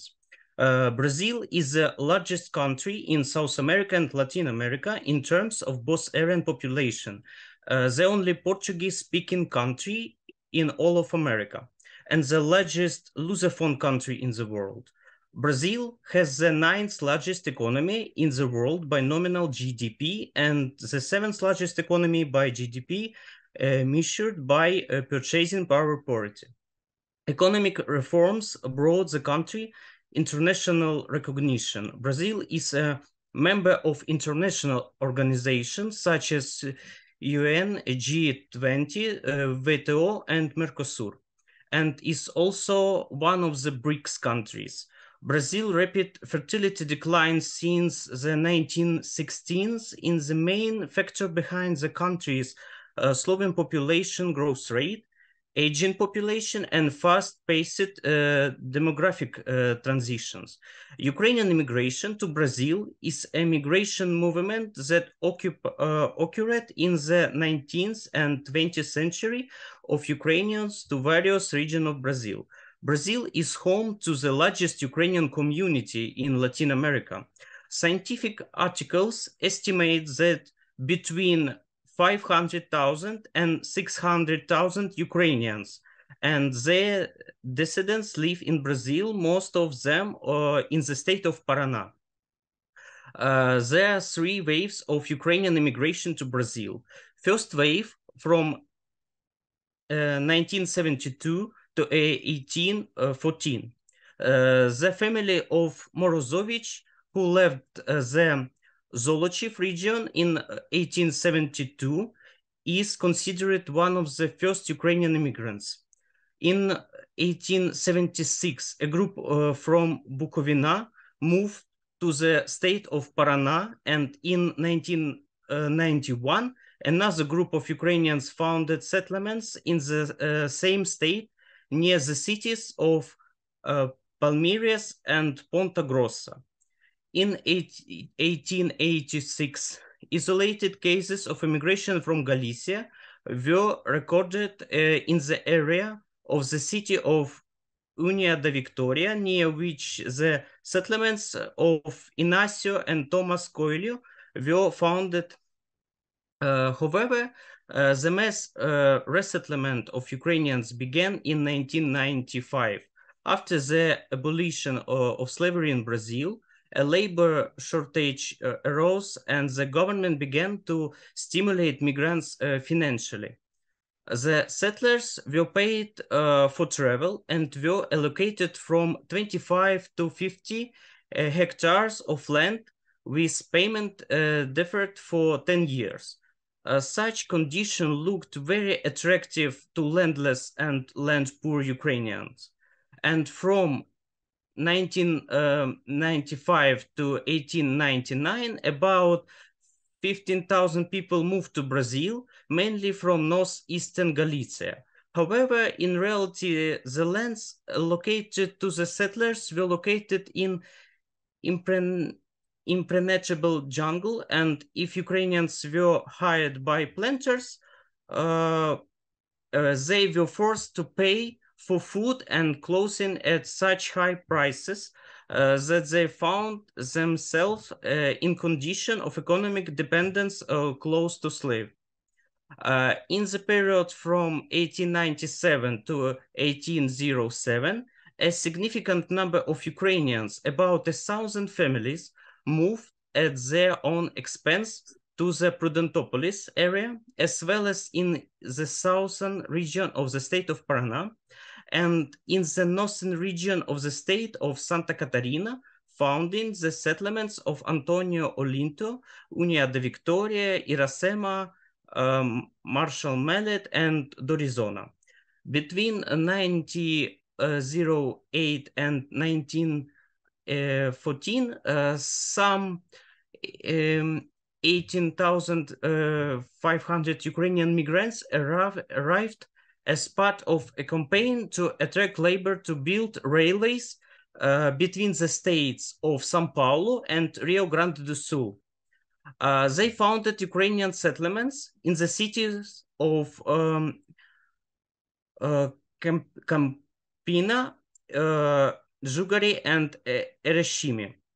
In addition, between 1892 and 1814, about 120 families from the Dnieper region arrived in Brazil, of which 90 families settled in the province of Rio Grande do Sul. Hunger epidemics and the hostile attitude of local Indians led to high mortality among migrants. Some of them returned to Galicia. However, according to the census of Ukrainian rights of 1913 to 1914, at the time, approximately 45,000 people lived in Brazil. Second wave, 1917 to 1939, if the first wave of migrants consisted almost exclusive of peasants, then in the second wave, there was a significant layer of intelligentsia. During the period, about 9,000 people arrived from Galicia, Volyn, Poliesia, Bukovina, and Transzakarpattia. Third wave, 1947 to 1951, the third wave of immigration was driven primarily by political motives and began at the end of World War II. The bulk of the migrants in these years were from Ostarbeiters. Captured by Germany, soldiers of Soviet army realized from Germany captivity as well as political refugees. People with anti-Soviet wives, former members of the police, the SS Galicia division, etc. They mostly settled in the state of Paraná, some in the state of São Paulo, both in the state capital and in the city of San Caetano do Sul. In total, 7,000 Ukrainians immigrated during this period. Some of the migrants were unable to adapt to living conditions in Brazil and moved to the United States and Canada. And some settled in São Paulo, Porto Alegre, Canoa, state of Rio Grande do Sul, as well as in the state of Goiás, Minas Gerais, and Rio de Janeiro. In the 1915s, Ukrainian immigration practically stopped, and the subsequent establishment of a political dictatorship led to increased re-immigration to the United States, Canada, and the Soviet Union. Researchers estimate that in 1972, there were 153,000 ethnic Ukrainians living in Brazil, of which 130,000 were in the state of Paraná, 15,000 in São Paulo, 5,000 in Santa Catarina, and 3,000 in Rio Grande do Sul, and about 1,000 in other states. According to the latest data from the pariship of the Ukrainian Greek Catholic Church, in 1996, about 320,000 Ukrainian Catholic lived in the state of Paraná, making up 95% of Ukrainian community of the state. At the same time, researchers indicate that from 75 to 85% of Brazilian Ukrainians live in the state. Modern scientific literature provides estimate of the number of Ukrainians in Brazil from 500,000 to 1 million people. Statements by the President of Brazil and representative of the Ukrainian Brazil Central Representation speak of 500,000 Brazilian Ukrainians. It is believed that about 8% of Ukrainian immigrants traditionally live in rural areas. The rest are employed in industry, mainly furniture and metalworking. About 80% of Ukrainian immigration live in the state of Paraná. Only in the capital of Paraná, the city of Curitiba, about 60,000 Ukrainians live. The city has the church of St. Joseph, built in 1928. On October 26, 1995, the Ukrainian Immigration Memorial was inaugurated. In addition, there are Ukrainian communities in the state of Santa Catarina, the city of São Paulo, and its surroundings. Ukrainians living in Brazil continue to adhere to traditional Ukrainian culture and religion. The development of Ukrainian culture is carried out by numerous public organizations united in the Ukrainian Brazilian Central Representation, Ukrainian Society of Brazil, Society of Supporters of Ukrainian Culture, Sobornost Society, Association of Ukrainian Brazilian Youth, etc. The Ukrainian Greek Catholic and Ukrainian Orthodox churches of Brazil pay equally great attention to culture issues.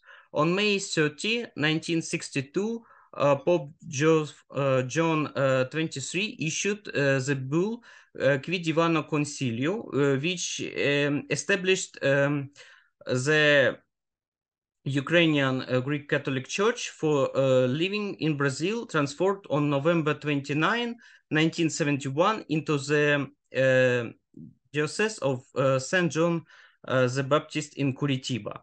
On May 12, 2018, Pope Francis elevated the Diocese of St. John the Baptist and Curitiba to the rank of Metropolitan Archdiocese, separating from in new Diocese of the Immaculate Conception of the Virgin Mary in Prudentopolis. There are Ukrainian schools, folklore groups, and creative cooperatives in Brazil. Much attention is paid to the preservation of Ukrainian language. It's taught as a foreign language in primary school in areas where Ukrainians live densely, in some public secondary schools, and in the Linguistic Center of the University of Paraná.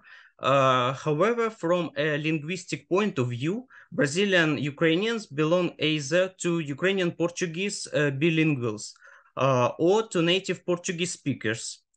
This is the best, at best, a limited vocabulary of Ukrainian words. This is due to the fact that the children of immigrants, even having learned the basics of the language of their ancestors, begin to study and work in the society of Portuguese-speaking residents of Brazil. In 2010, Brazil established the National Day of the Ukrainian Community, which is celebrating on August 24. In conclusion, we see that Ukrainians are an integral part of the Brazilian nation, and they start playing more and more role in Brazilian society, politics, and culture living. Thank you. Thank you, Vladislav, for your speech. And if anyone has a question, you can raise your hand. Or maybe I have one question. From the start of full-scale invasion, can we tell that there is like a new wave of Ukrainian migration to Brazil? Like, for example, we talked today about that many Ukrainians moved to Mexico, to Guatemala due to the war, and what we can say about Brazil. After Russian aggression, Brazil, as different Latin American countries, stay the country who take our Ukrainian refugees new home. But this process not so discovered, because a lot of Ukrainian refugees come back to Ukraine or to different part of countries, different states, and it's very hard to analyze this situation with refugees. Okay, thank you. Thank you for the answer. We can go on. And the next speaker is from yesterday's section. Due to the lack of time, we allowed him to continue today. Так, і зараз ми запрошуємо Романа Маліновського, студента Київського національного університету імені Тараса Шевченка, з доповіді на тему «Культурна спадщина Норте-Чіко» або найдавніша доколумбова держава в Америці. Романе, вам надаємо слово. Так, я би зараз продемонструю ще презентацію, якщо зможу. Так, надіюсь, видно. Так, видно, так.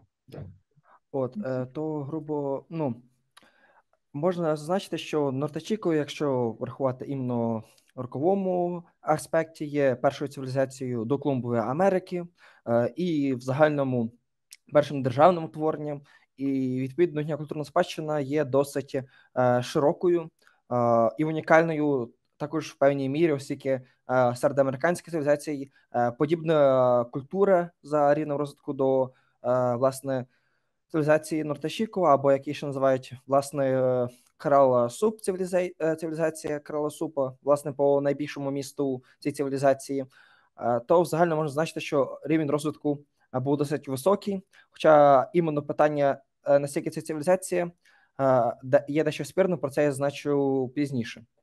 От. І в загальному, щоб розуміти для початку, з чого виникає сама цивілізація, треба розуміти приблизні кліматичні умови. Це перуанське фактичне передгір'я, що біля моря, відповідно. І плавні періодичні умови приводять до того, що створюють дуже посушливий клімат. Це специфіка, власне, перуанського пригір'я всієї Південної Америки, в тому ж числі і передгір'я Перу. В цьому питанні, де, власне, і виникне ця цивілізація. От, і, відповідно, ці кліматичні умови так чи інакше повпливали на саму цивілізацію. І, власне, в цьому питанні виникає дві версії походження і основи самої цивілізації. Це так звана бавовняна версія і морська. Їх можна поділити на дві пункти. Перше, що основу цивілізації, економіки, ресурсів і, в принципі, існування була, власне, морська продукція. Це продукція, власне, різних риб, навіть знаходять, власне, кістку кита, яку можете побачити на правому слайді, для використання.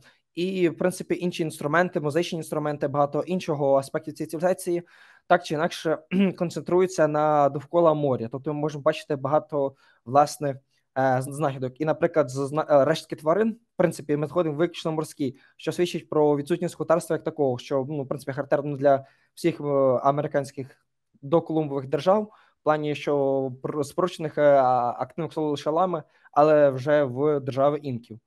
Тому можемо бачити, що як таким скотарством вони не розвивалися, відповідно, всі рештки риб і інших тварин належать, власне, морській фауні. А уже це підштовхує до нас, що основою цієї гіпотези, власне, є те, що основою для формування було не стільки землеробство, а власне, морська продукція. І на противагу є її так звана бавовняна або харчова, власне, теорія, гіпотеза цього питання, яка навпаки акцентує увагу появи цивілізації і її розвитку довкола вирощення бавовни, хоча це не і різних харчів, бо ми знаходимо також гігантську кількість знахідок текстилю, в принципі, їжі рослинного походження, в цьому питанні різних бобових, що також говорить нам і про розвиток землеробства в цій цивілізації. Знову ж таки, ці теорії, гіпотези одній не суперечать, можливо, вони комбінували, скоріше все. Особисто я в своєму дослідженні схиляюсь до думки, що все ж таки основу складала, власне, морська, а харчова, що вже підтверджується пізніше, лише доповнювала, але ніколи не заміняла до кінця, власне, морський характер цивілізації. Про це, власне, свідчить, що лише на пізніх етапах йде уже переселення до внутрішніх місць без достатку води. З іншої сторони, можна також засвідчити, що сама цивілізація часто використовувала в цьому питанні іменно канальну систему, якщо так можна сказати, наподобі до шумерської, і в цьому аспекті вони ж також відігравали цю роль, не просто так, що канал риються, якщо немає з чого зрошувати. Також приходячи вже до самої цивілізації, до її суспільства, до характерної влади, тобто питання влади досить часто виникає в дослідників.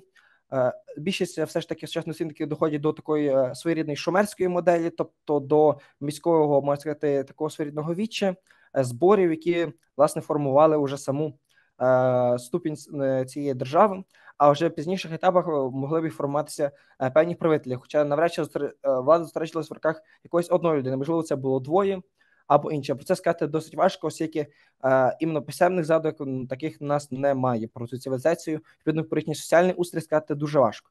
Що досить унікальним є, це, в принципі, ми не знаходимо знахідок зброї, взагалі ніяких, що свідчить про те, що, скоріш за все, іменно воєнного протистояння між містами державами цієї цивілізації як такої не існувало в цьому питанні. Тобто, скоріш за все, власне, витрати збройних конфліктів жителі цієї доамериканської цивілізації все ж таки уникали. І також замічається, власне, деякими дослідниками виокремлення класу релігійного жрецтва, яке, можливо, виконувало основну роль влади, але, знову ж таки, сказати дуже важко. Серед економічного питання, знову ж таки, ми вертаємося до теорії морської і бавовняної, яка з них була більш розповсюджена. Взагалі, можна сказати, що приморські міста, вони, очевидно, використовували здебільшого іменно морські джерела ресурсів, а вже ті, що ближче до, вглиб континенту не маючи доступу до прісної води, як такої, прямо іншому, де можна було б дістати морські ресурси, а виключно в цьому питанні використовували вже землеробські знахідки і, власне, базували свою основу економіки на цьому питанні. Серед цього можна також визначити і монументальне будівництво, що свідчить, власне, про релігійне уявлення і ідеологію цієї цивілізації і, в принципі, народу як такого. Тобто ми ж зазначали, що в цій цивілізації як такої не формується прошарку правителів, та не менш монументальні споруди, які ми можемо побачити, власне, на мене на слайдах, чи, в принципі, в інших містах, свідчують, що все ж таки релігійний вплив і релігійна ідеологія формувала, власне, також і суспільне питання, якби виконуючи це.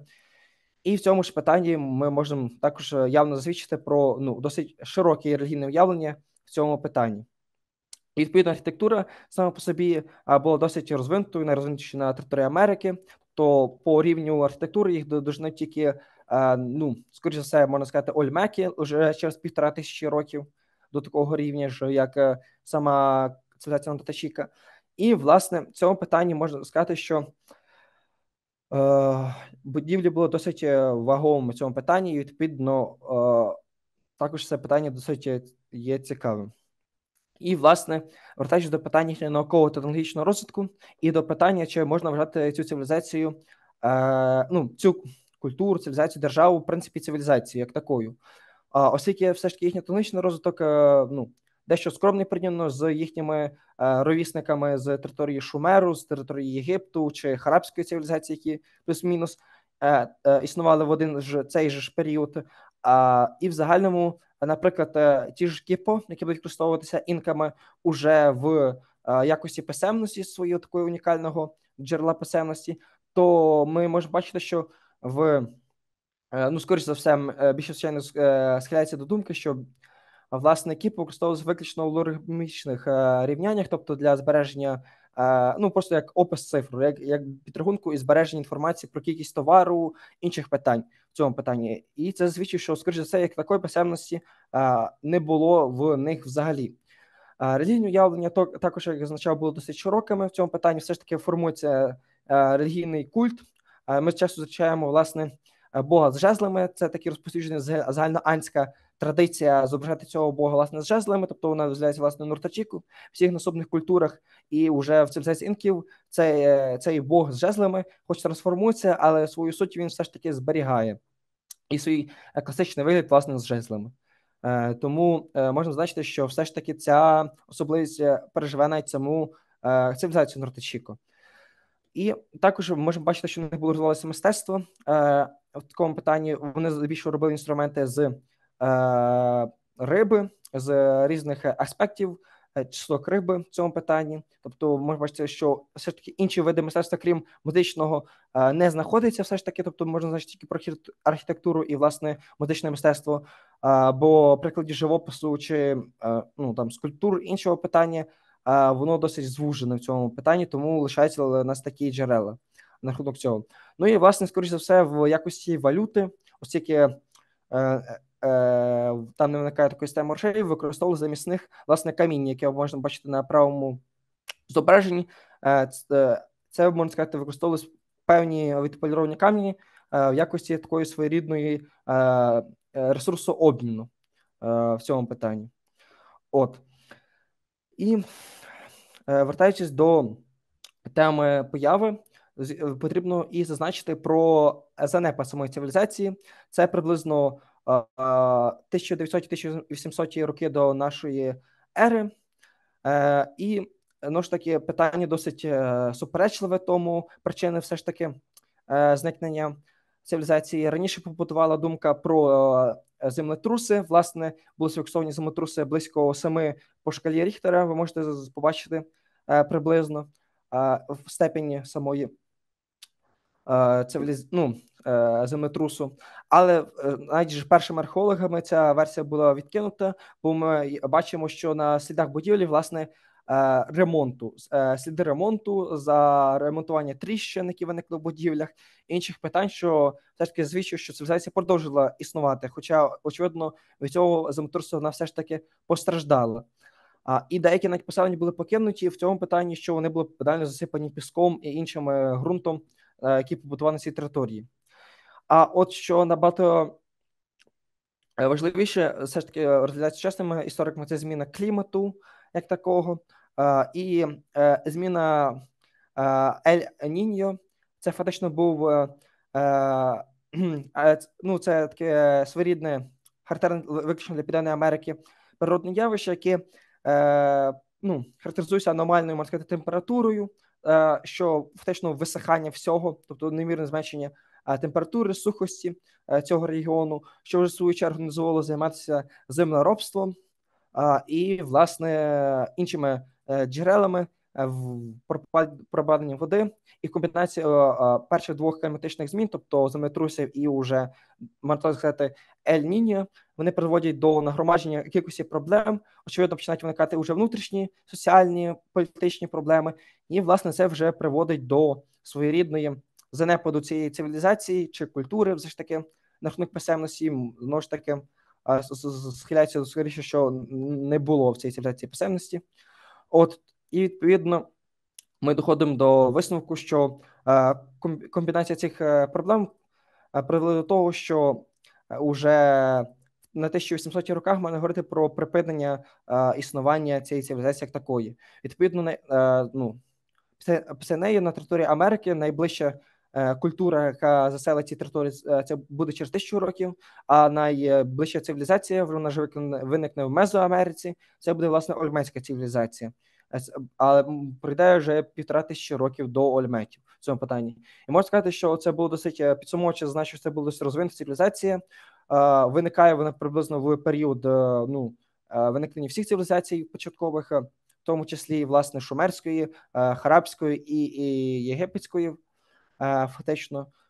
Дещо пізніше на кілька сот років, але протягом цього ж вони існували плюс-мінус паралельно в цьому питанні, і в них виникає своя унікальна система обчислення, унікальна система релігійна, яка збережеться, власне, після зникнення цивілізації, власне, буде прийнята інською цивілізацією і майбутніми культурами в цьому питанні. Також збиралися численні археологічні знахідки в цьому питанні, архітектурного їхнього розвитку. І зараз ця цивілізація менш популярна звісткою, ніж її ровесники, тим не менше, я вважаю, що культурний вплив і, в принципі, культурна спадщина, яка залишилася в цивілізації, є досить багатою і, очевидно, слуговує на якесь хоча б висловлення на рівні шумерами чи ж цією харабською цивілізацією. Думаю, на цьому я буду завершувати. Дякую за можливість доповісти і буду готовий відповісти на ваші питання. Дякую, Романе. Є питання?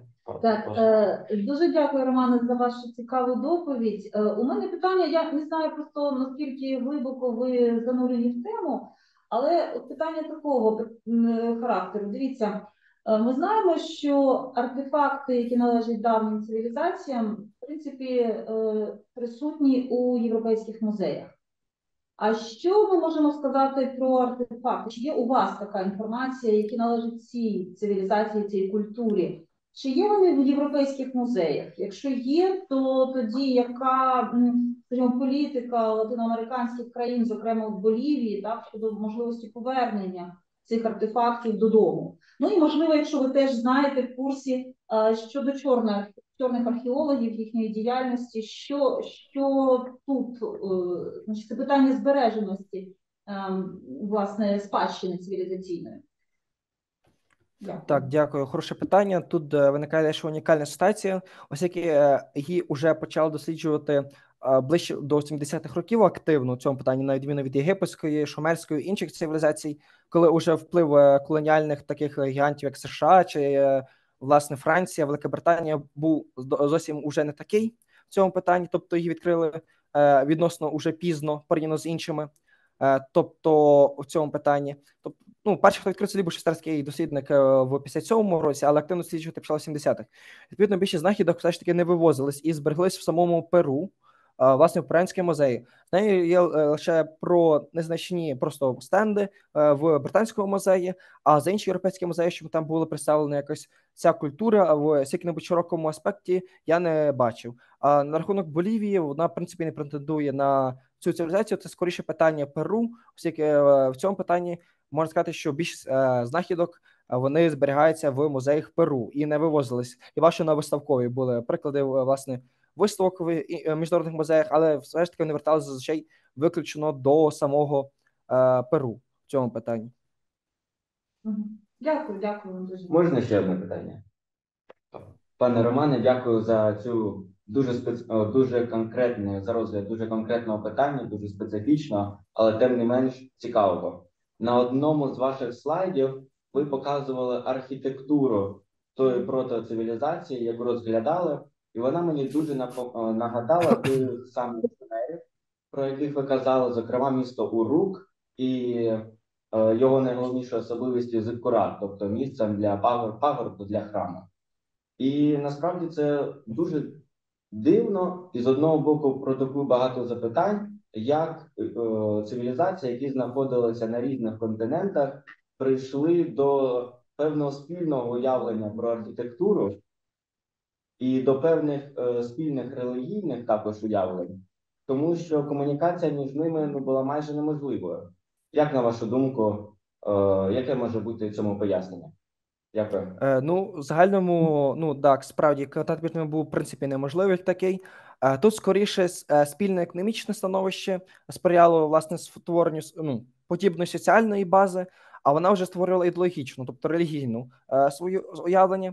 А очевидно, що якщо концентрується влада в релігійних уявленнях, чи навіть в цьому питанні в еліти такої своєрідної, то вона власне хоче зайнятися своєрідним монументалістичним будівництвом, і відповідно така ж сама аналогія, як з декоратами міста Ур та в принципі інших міст давніх шумерів. Можна значити, що власне це ось присвячено такої божественній ідеологічній показовості міста.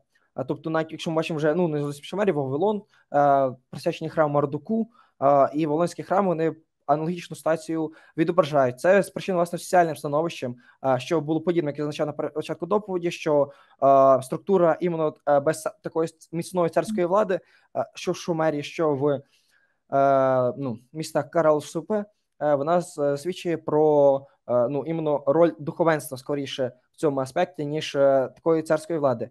І це взагалі розпосюджена така монументалістична будівництво в навіть не в цивілізаціях, згадаємо вже банально відомий Стоунхендж, який фактично без існування цивілізації в культури дзвоникоподібних дзвон. І відповідно ми можемо сказати, що це характерно майже всім культурам, цивілізаціям побудування монументалізму. А конкретно пірамідальний спосіб будівництва характерно вже для розвинутого суспільства, великих міст і, власне, до концентрації влади в руках духовенства і ідеологічного пояснення своєї влади, своєї зверхності над рештою суспільства. Якщо дозволите, я ще тут трохи додам, ми з колегами, коли досліджували конспірологію, теорію змови, у нас це був один з прикладів, яких можна розвінчати.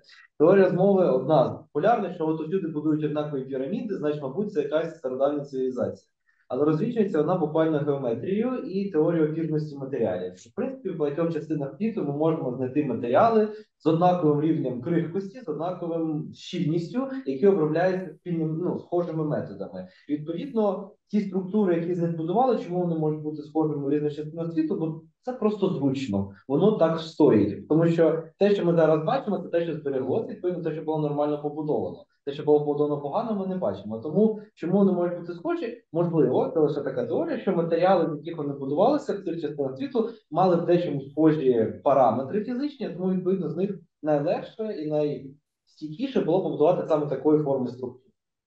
Це так. Просто доповнюючи те, що колеги вже сказали, зазначив би, що я б ще зазначив, що все ж таки матеріали дещо були відмінні. Якщо ми говоримо, власне, про шумерське будівництво, то ми скоріше спираємося на цеглу глиняну, а у випадку Карал-Супе, Нортачіко, то там як такого цегли, як такої своєрідної не використовують саману, а, власне, спирається скоріше на, виключно іменно обтесниками, що скоріше вже відсилає до єгипетської монументалістичного будівництва, і злі будівництво було околокурганним в такому питанні. Тож, знову ж таки, що скоріше вже також пригукується, власне, вже з єгипетською цивілізацією. Дякуємо, Романе. Так, далі у нас друга частина, ось така, мабуть, більш академічна, вже продовження Клаудіо Кавалькенте Junior. Please, you can continue your speech. Thanks, Ivan. My presentation today is called the visibility of Ukrainian role of Ukrainian diaspora in Brazil since the beginning of full-scale invasion. The first part, today I talk a little bit about story about the history of Ukrainian presence of Ukraine in Brazil. Now a little bit about the history, and now I talk what's happened now in the context of the war. The Ukrainian presence in Brazil did not have much visibility until 2022, as Mr. Savelyov pointed out. The Ukrainian communities are in some parts of Brazil, and there are the majority are in Paraná. the interest in Ukrainians and Ukraine among the Brazilian people increased at the beginning of 2022, due first to the accumulations of Russian troops positioned on the borders of Belarus and Ukrainian and Russian Federation and Ukraine. During this period, Brazil's main mass media outlets sent reporting teams to Ukraine even before the day of the full-scale invasion on February of last year. In that tense context, the then president of Republic, Jair Bolsonaro, accepting an invitation made the previous year travel to Moscow, where he met with Vladimir Putin, stated that they had beliefs in common, belief in God and family values. Bolsonaro's sharing of conservative values, as I said today, will, in this context of the invasion, be used as an argument among some of his supporters to take a stance against Ukraine. In fact, there was a split among Bolsonaro supports regarding the position that Brazil should take in the context of the war. In a politically polarized country like Brazil, which we see in the results of the 2022 presidential elections, in which Bolsonaro lost to Lula by less than 2% of the valid votes. Part of the left wing in Brazil also support, even if discreetly, Russia by embracing some arguments used by Putin for the invasion, like the Nazification of the Ukraine, the expansion of NATO, and the protections of the Russophony minority, and the support that Putin has in Brazil is a result of years of work that targets different groups from the logical point of view, with the presence in Brazil of the Russian Today and the Sputnik, including in mass media, that of the aforementioned, the conservative Putin, who fights against globalism for the left, the right wing supporters, and Putin ear of Soviet Union, who fights against neo-fascists and or the like, which is summarized in his speech on the Victory Day celebrated in 2023, where he reinforced arguments that justify the war to audience from different political spectrums. Some Bolsonaro supporters had some type of link with Ukraine, and some proposed Ukrainizing Brazil from 2020 onwards. The most notorious case was that of Sarah Winter, a former feminist, former member of Femen, trained in Ukraine, and who break up with Bolsonaro, but continues as a conservative activist defending a pro-life, pro-gun agenda. This Ukrainization proposed by Winter no longer seemed to be defended by her when she and her group of the 300 do Brasil, 300 of Brazil, in English, carried out acts against the Supreme Court building, which caused her problems. In their demonstrations, as we can see in images, I will show some images at the final of my speech. There are no Ukrainian flags, blue, yellow, or red, black flags associated with OUN sector, Bandera sector, the UPA, or the private sector party. Another character here is Alex Business Silva. He's a central character when talking about Ukrainization Brazil, despite not having much visibility. Silva, a shooting instructor and CQB, conservative and evangelical, who lives in Ukraine but was in Brazil in 2020 in the context of the COVID-19 pandemic. He participated in demonstrations in São Paulo against lockdowns where he carried Ukrainian flags, both the national one as well as the red, black one. It happened in the May 2020. The carrying of Ukrainian flags in 2020 demonstrations generate a negative reaction from Ukrainian Brazilians, Ukrainian Brazilian institutions, and even the Ukrainian embassy in Brazil. Although at the time, the use of flags was described as a tribute to Silva's Ukrainian wife. Later in videos on his YouTube channel, Silva clarified that the Ukrainiza Brazil project was about, of which he claims authorship. It was about bringing to Brazil the example of Ukraine fighting against the corruption, the politics, and the main image of this project was Euromaidan and the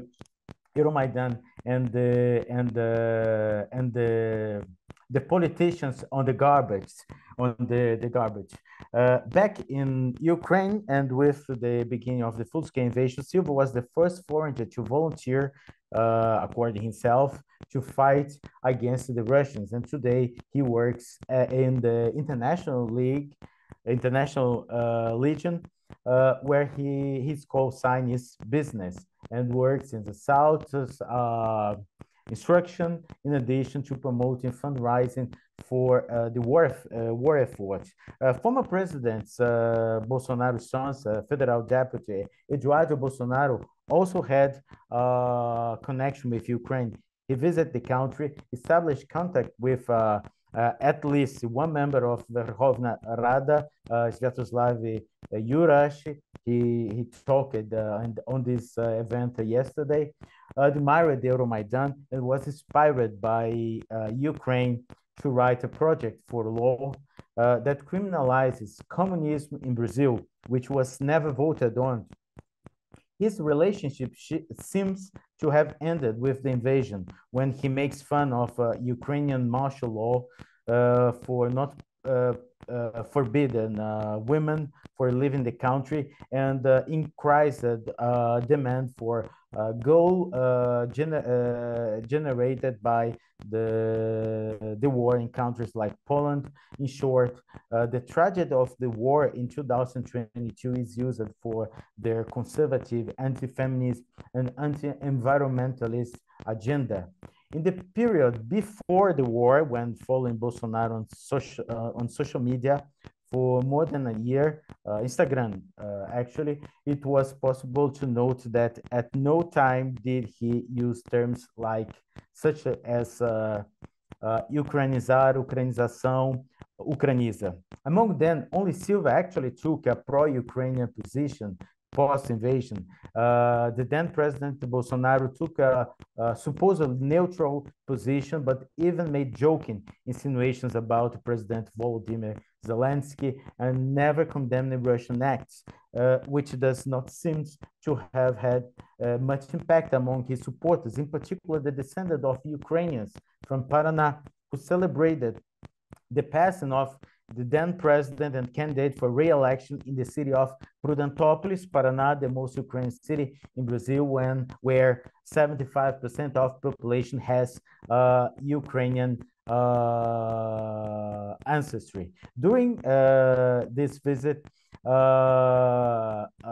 Bolsonaro visited the main church, St. Josaphat, in downtown Prudentópolis, guided by the local bishop Eparchy Don Mero Mazur, and was greeted by the Cossack Brotherhood of Prudentópolis, a kind of a folkloric group that meets for Easter celebration in the town. There were civic action moments when the Brazilian national anthem was played. Other candidates for public office were with him, with the president candidate, and also spoke. Afterwards, the president was welcomed on the local Ukrainian club with bread and salt by Ukrainian refugee from the group that arrived in Prudentopolis in March 2022. Another refugee gave a musical performer, a pocket show, and Ukrainian folk dance group Veselka, the local folkloric dance group, performed for the president. It is important to point out that Bolsonaro's vote in Prudentopolis was very significant, proportionally greater than that in the state of Paraná, and surpassing the winner of the election, Lula. Prudentopolis had gained visibility, though the reception of the group of Ukrainians who come to Brazil, though a network of evangelical churches named Global Kingdom Partnership Church Network, that gained a lot of visibility, though a pastor from Baptist Church in Prudentopolis, born Ukrainian resident in this town. With its coordination, 197 Ukrainians were welcomed, who also settled in other cities in Paraná, São Paulo, and Minas Gerais. By the time the full-scale invasion was 1 year old, 422 Ukrainians had obtained humanitarian and residence visas in Brazil, which is just for Ukrainians coming to Brazil because of the war, the full-scale invasion. And just for Ukrainians, it's not a refugee. That is not a refugee status. It's a special visa for residence for Ukrainians. Motivation is humanitarian. There were some groups of Ukrainian, Brazilian, who got involved with the war, seeking first to receive foreigners and send aid, as well as some who tried to increase the Brazilian government support for Ukraine, which does not seem to have changed substantially with the change of government. Right-wing Bolsonaro to left-wing Lula.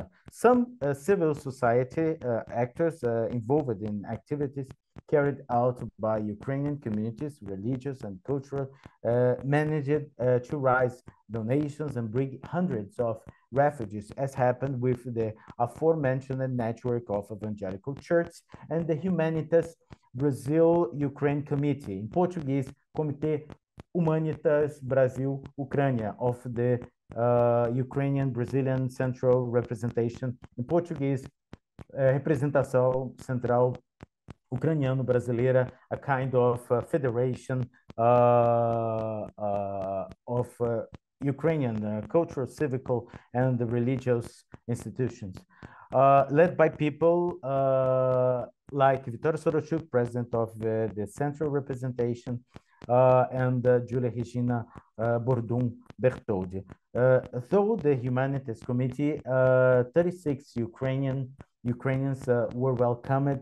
In addition, more than 200 Ukrainians oriented toward reception, documentation, legal guidance, tickets, donations in order Brazilian states receive support for humanities, as Julia Regina Bordum Bertoldi told me.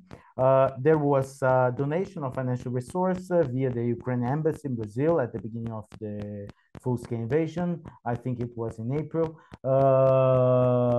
or March, of 2 electoral generators last winter, mobilization for teaching Portuguese language to newcomers, to translate documents, and the launch of notice by research founding institutions such as FAPESP, FAPERJ, Fundação Araucária, for scholarships for Ukrainian researchers. There is a little involvement of descendants of Ukrainian in pro-Ukraine actions. If Ukrainian identity has been strongly marked by politics in post-1991 Ukraine, in Brazil it is still marked by religiosity. Throughout 2022, pro-Ukraine demonstrations were frequent on Sundays on Avenida Paulista in São Paulo. I attended 2 demonstrations, the first in August 2022 and the second in May 2023. In the first, the contingents numbered less than 20 person people, sorry, most of them Ukrainians, some Brazilians, and some Russians. In the second, which had approximately twice as many people, there were very few Ukrainians, a small group of Russians that outnumbered the Ukrainians and a Brazilian majority. In these demonstrations, there were no descendants of Ukrainians attending, neither from the São Paulo nor from other parts of Brazil. Today, demonstrations are rare, but the Ukrainians will hold a demonstration tomorrow in São Paulo, the same place, Avenida Paulista. The challenges today in Brazil are not just trying to get closer to the democratic countries that support Ukraine, but trying to have a position that generates benefits for Ukraine, even maintain the traditions of Brazilian neutrality. The main actors of national politics, Lula and Bolsonaro, have a clearly pro-Russian position based on different approaches to Putin.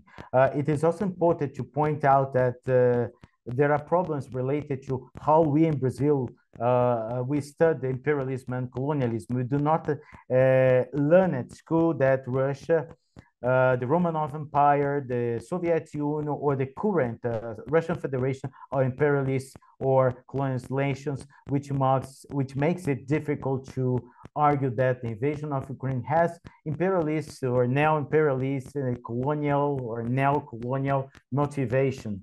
But last year, the Holodomor, as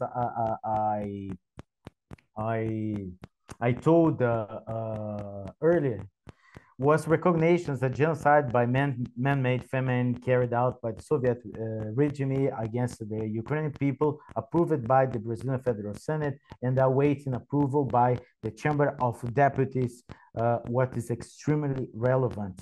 Last year, this book written by Volodymyr Serhichuk about Holodomor was published in Brazil, published by the Central Brazilian Representation. This year it's been published in first edition in Brazil. The classical Ukrainian history written by Orestes Townie. The Ukrainian government, that's some initiatives to Brazilian. There are also some materials, some books about Holodomor in Portuguese in Brazil, like the book Eni Applebaum's Red Feminine and Bloodlands. Timothy Snyder is not just only just about Holodomor, it's about Holodomor and Holocaust. It's translated to Portuguese too, but Brazilian don't use it. They don't read it too much.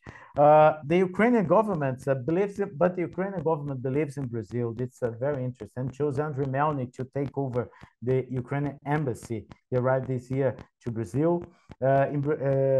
However, if there is no greater engagement from Brazilian population, whether of Ukrainian descended or not, the Brazil will remain indifferent to the Ukrainian cause.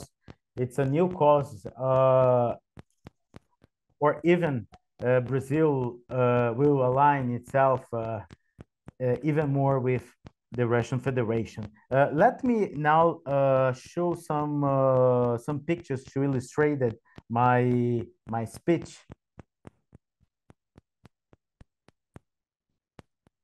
Can you see?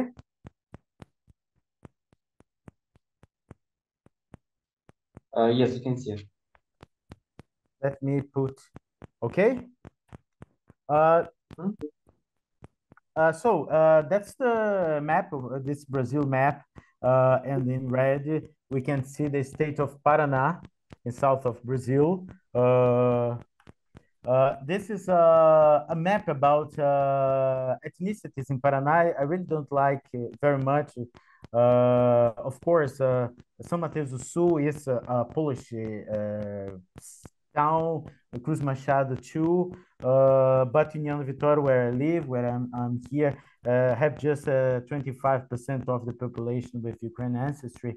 But here the activities, the Ukrainian, the cultural and religious activities are really strong. Yeah, only first slide. What? Sorry? Oh, we can see only. Oh, okay. And now the third. You can see? You can see? Okay. Yes. This is interesting because we can see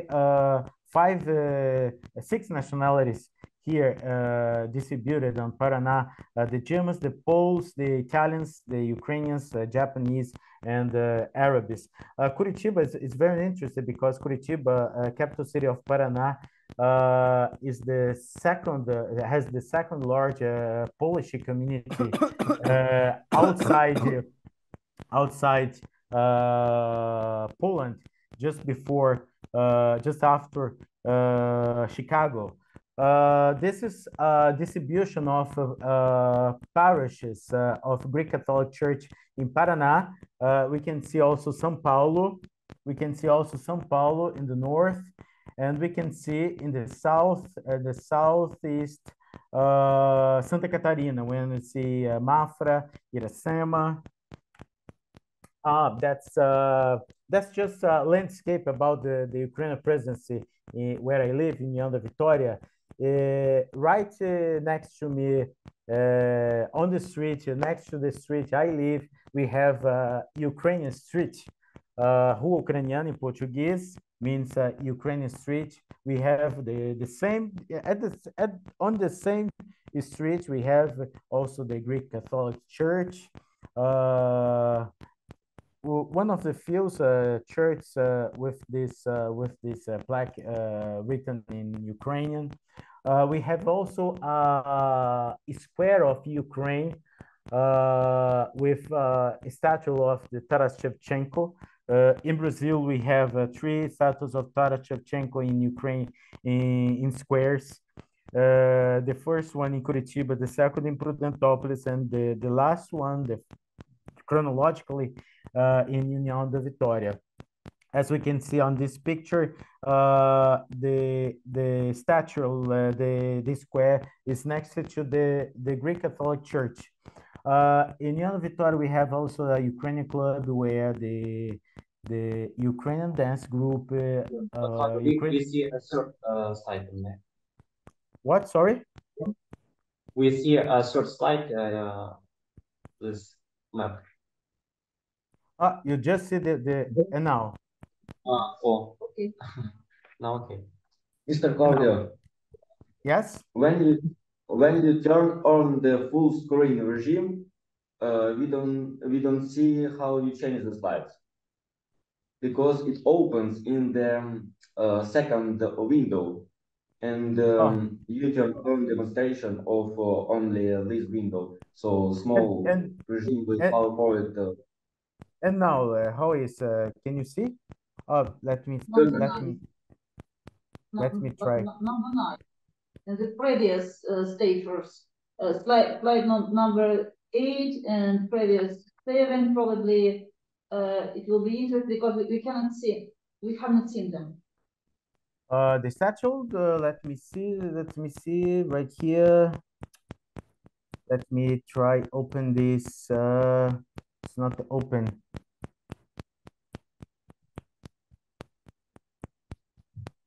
Okay.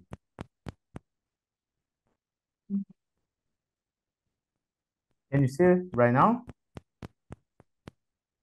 Slide 9. Can you see? And now, yes. The club, the Ukraine club. Yes. That's Ukraine club where there is a folklore group dance.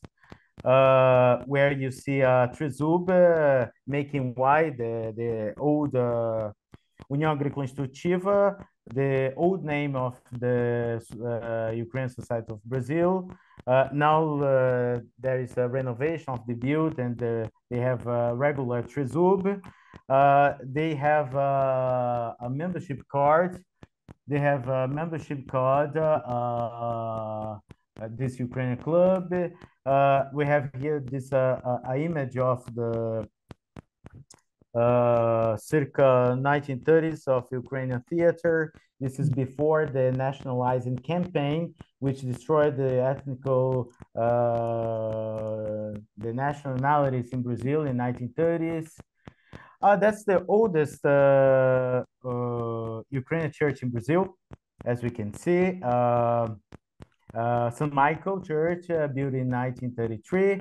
That's an old church too, built in 1913. There's a trezub with this. In the middle, we have a cross in the some basilic. Some Ukrainian left wing post this on Facebook some years ago. Antifa.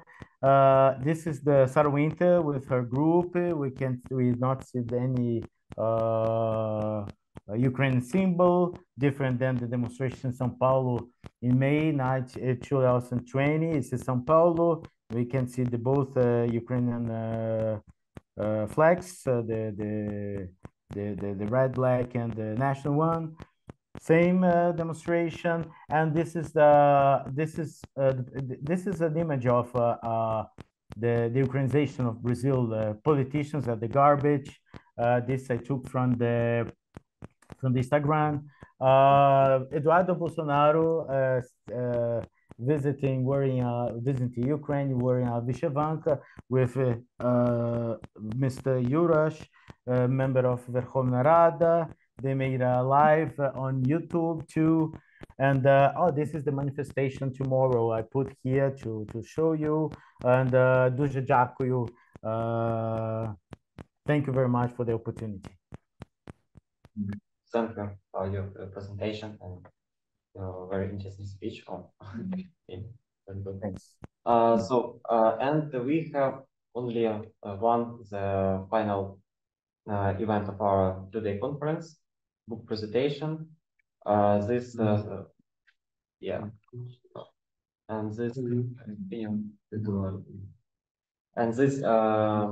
part of the conference will be in Spanish. Pues vamos a comenzar la última parte de nuestra conferencia sobre la presentación del libro. Y Claudio, could you please stop demonstrating?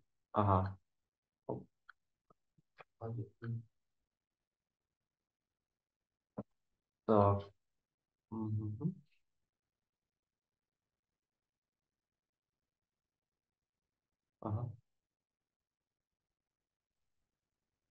Okay. Yeah, okay, thank you. Y ahora invitamos a doctores de Chile, señor Cristian Garay Vera, doctor en Estudios Americanos, y doctor Franklin José Coletti Montilla, doctor en Estudios Americanos de Universidad de Santiago de Chile, con su ponencia sobre la presentación de libro. Señores, podéis empezar. Tenéis 20 minutos y después 10 minutos para preguntas. Muy bien, muchísimas gracias. Buenas tardes. Cristian, ¿deseas la palabra? No se te escucha. No, tú empieza ahora, por favor. Muy bien. Muy buenas tardes a todos. Muchas gracias por la muy amable invitación y la oportunidad de presentar ante este gran público este capítulo del libro que forma parte de un libro de una compilación mayor, que es este que no se ve bien. De todas maneras, hay una imagen del libro acá presente, no importa. Este capítulo del libro tiene como nombre la importancia del Tratado de Brest-Litovsk y la Revolución Bolchevique para la fallida independencia de Ucrania, Una mirada desde la diplomacia chilena, 1917-1918. Este capítulo forma parte de una obra mayor que tiene como nombre Chile y su política exterior, cuyos editores son Claudio Tapia Figueroa y Mauricio Rubilar Luengo. Es un libro colectivo que reúne los avances y resultados de investigaciones relativas a principales problemáticas que caracterizaron las relaciones internacionales de Chile en el ámbito regional, continental y global. Importante es comprender que este libro está enfocado o su misión principal es comprender cómo Chile en el siglo XX comienza, sobre todo a partir del mundo que nace después de Versalles, comienza a verse o comienza a perfilarse y a entenderse dentro de este mundo. Sin embargo, ya a partir de 1914 estaba comenzando a mirar cuáles eran los cambios. Y uno de estos cambios importantes va a ser o se va a intuir que era la independencia de Ucrania. El contenido de este capítulo está dividido de esta manera: una introducción, sobre todo que nos lleva a un contexto, comprendiendo que este libro está escrito para un público latinoamericano que no es erudito en la historia de Ucrania y que debe existir un contexto que pueda al lector y al investigador ponerlo dentro de lo que está sucediendo. Luego tenemos Chile y el embajador Edwards en la guerra, la situación de Ucrania antes de la Revolución Bolchevique, la independencia de Ucrania y el Tratado de Brest-Litovsk, el hetmanato, el fin de la Primera Guerra Mundial y el inicio de la Guerra Civil Rusa, donde va a finalizar también la tentativa independentista ucraniana, y unas conclusiones. Antes de comenzar, es importante destacar el acceso a las fuentes desde Latinoamérica. Sobre todo son fuentes, o las fuentes utilizadas fueron fuentes en inglés y fuentes en italiano, ya que dentro de Latinoamérica las obras en castellano son muy pocas o son muy referenciales. Obras especializadas en Ucrania en castellano son casi inexistentes. Por eso también intentamos, dentro de este contexto, generar para Latinoamérica una posible obra de consulta en la cual los investigadores latinoamericanos puedan comprender desde qué momento, o por lo menos desde dónde, viene la existencia de Ucrania y su lucha por la independencia, que no es algo del siglo XXI, sino que es algo que tiene mucho más tiempo, pero que ya en el siglo XX tuvo una muy importante tentativa y que posteriormente se materializó en una independencia. El contexto, ustedes lo entienden y lo comprenden muy bien: la Primera Guerra Mundial, la Revolución Rusa, la abdicación del zar Nicolás y el inicio del periodo de caos y anarquía dentro de todo el territorio del imperio ruso. Esta situación trajo como consecuencia el desmembramiento y la declaración de independencia de numerosas naciones. Entre estas, las más serias en cuanto a proposición y objetivos fijados eran Finlandia y Ucrania. A finales de 1919, el gobierno bolchevique, hecho con un muy frágil poder, debía elegir entre continuar la guerra contra las potencias centrales manteniéndose leales a los acuerdos de la Entente, o conseguir la paz con el exterior y poder volcar sus fuerzas contra el enemigo interno en ese momento. Decididos por lo segundo, iniciaron negociaciones con las potencias centrales, y el lugar escogido para este fin fue la fortaleza de Brest-Litovsk, ubicada en el territorio conquistado por las potencias centrales. Y esto, por supuesto, tenía un carácter completamente realista por parte de los alemanes, de demostrar hasta dónde había llegado su avance, y que a partir de allí era que se podía hacer una negociación o aceptarían una negociación. Por otro lado, es importante destacar que quien realiza todos estos informes va a ser Agustín Edwards McClure. Él es el embajador chileno ante Inglaterra y representante igualmente de Chile ante Suecia, Rusia, Noruega y Grecia.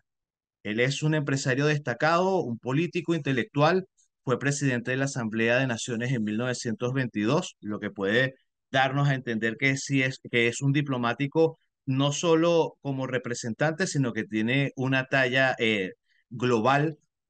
Estaba muy enterado de la importancia de estas negociaciones y entregó minuciosos informes mensuales sobre la situación en el complicado Frente Oriental, analizando el valor estratégico de las nacientes naciones, así como su peso para la continuidad de la guerra. Por otro lado, es importante destacar que como empresario era dueño de uno de los medios de comunicación más importantes de Chile y de esta manera, a través de este medio y a través de esta ambición empresarial, tenía la oportunidad de tener información de otras agencias de noticias mundiales. Su pensamiento democrático y proentente se hace presente en todos sus discursos y en todos sus informes, al apoyar la independencia de naciones que estaban fuera de la influencia alemana y llegando a lamentar la caída de Ucrania en la vorágine de la guerra civil rusa y el fin de lo que la Rada de Kiev describió como el oasis constitucional en medio de la anarquía. El mismo Agustín Edwards en sus primeros informes menciona la importancia de reconocer el gobierno de Kiev, el gobierno de Ucrania y la importancia que daría Ucrania para un mundo futuro. El inicio de las negociaciones de Brest-Litovsk sobre el armisticio y la paz se iniciaron el 1 de diciembre de 1917, aunque fueron muy aplaudidos por la propaganda bolchevique. La realidad es que las condiciones de las potencias centrales eran muy duras. Sin embargo, era una oportunidad para los bolcheviques de ganar tiempo. Edwards nos dice en sus informes, las bulladas negociaciones de paz no llevaban visos de éxito, la máquina administrativa seguía paralizada, el hambre del pueblo no se saciaba, el orden público no se establecía ni siquiera en apariencia, la soldadesca y la marinería comenzaban a preguntarse si Lenin y Trotsky no eran todavía más impotentes que Kerensky para darles un gobierno de paz y pan. Entre tanto, la reunión de la Asamblea Constituyente se frustraba y el gobierno extremista acudía a todo género de violencias para impedir que se iniciasen sus funciones. Esto igualmente de Edwards. La situación ucraniana antes de la revolución, como sabemos, el territorio estaba dividido en una parte administrada u ocupada por Austria-Hungría, que se conocía como el Reino de Galicia y Lodomeria, y por parte del Imperio ruso, lo llamaban la Pequeña Rusia. Sin embargo, Ucrania, los ucranianos se autodenominaban ya desde hacía mucho tiempo como ucranianos y a pesar de existir esta administración extranjera, los ucranianos dentro del campo, que va a ser algo de lo más importante, la vinculación con la tierra, los ucranianos van a comenzar no solo un movimiento nacionalista, sino una tradición propiamente ucraniana que no tiene que ver ni con Austria-Hungría y tampoco tiene que ver con Rusia. Existían diferencias administrativas entre los Habsburgo y los Romanov. Ucrania, como su nombre lo dice, es una frontera y esa frontera o este límite quiere ser utilizado por los Habsburgo para delimitar con los rusos un lugar en Europa, mientras que los Romanov lo quieren utilizar como una parte de su imperio. Por esto, los Habsburgo de alguna manera ayudan y pretenden llevar adelante el inicio de un movimiento nacionalista cultural, no tanto no separatista, pero sí cultural de Ucrania, mientras que los Romanov incluso habían prohibido la escritura en ucraniano. El 90% de la población ucraniana era rural. Existía una relación campo-ciudad importante, donde el campo era el lugar donde efectivamente existía un gran nacionalismo y las ciudades donde habían sido siempre vistas como parte de la administración de ocupación. Tenemos la participación de Ucrania en la guerra en ambos lugares. La Revolución Rusa de 1917 va a hacer que los ucranianos tomen o lleguen a pensar que había llegado el momento de la independencia y va a comenzar este movimiento con la Declaración Universal del 10 de junio de 1919, que si no es una declaración de independencia, sí busca una independencia administrativa. La visión de Edwards inicial sobre Ucrania nos dice, para comprender el alcance del movimiento que se operaba en la Ucrania, es menester tomar en cuenta que tenía a la vez un carácter nacional y un carácter agrario. Los ucranianos se sentían fuertes y declaraban que en Rusia meridional había en realidad una nación de 30 millones de habitantes conscientes de su propia nacionalidad y dispuestos a luchar para libertarse de la presión del centralismo ruso. La independencia de Ucrania se va a concretar o va a iniciar el 8 de noviembre de 1919 con las cartas de los hetmanes o lo que se va a a llevar a cabo inspirado en la Carta de los Hetmanes Cosacos del siglo XVII, por esto la bandera amarilla y azul. En las elecciones para la asamblea, o se va a llevar a cabo elecciones para las asambleas, las primeras elecciones democráticas de la historia del país, el 71% de los campesinos ucranianos votaron por los nacionalistas. El discurso de los nacionalistas al campesinado electoral era generalmente: los rusos os quieren imponer una socialización de la tierra, es decir, transferir una posesión de la tierra a las comunas del pueblo y de esta manera abolir vuestras granjas privadas. Ya no seréis los dueños de vuestra propia tierra, sino trabajadores en tierra comunal. A esto Edwards decía: a finales de 1917, todas las potencias militares de la región estaban desarrollando planes para ocupar Ucrania, incluidos el recién creado Ejército Rojo, los ejércitos blancos del anterior régimen y las tropas de Alemania y Austria. Lo que quiere decir que este territorio fronterizo, a pesar de que ya tenía un momento de independencia, estaba bajo un acecho importante.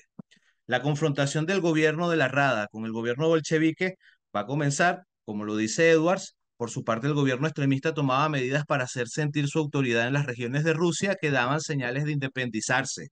Y por otro lado, responde igualmente: la Ucrania estaba resuelta a ser respetar como Estado independiente y alrededor del 20 de diciembre resolvía movilizar todas sus fuerzas armadas, incluyendo un contingente numeroso de cosacos, reforzándolos con tropas del Frente Suroeste y del Frente Rumano que se habían declarado en abierta rebelión contra el gobierno extremista.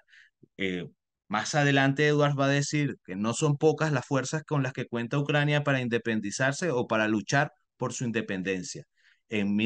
A finales de 1917 van a comenzar las conversaciones de Brest-Litovsk, donde los socialistas y el gobierno al que Edwards llama el gobierno de los extremistas solo propone negociaciones y no llegan a ningún punto.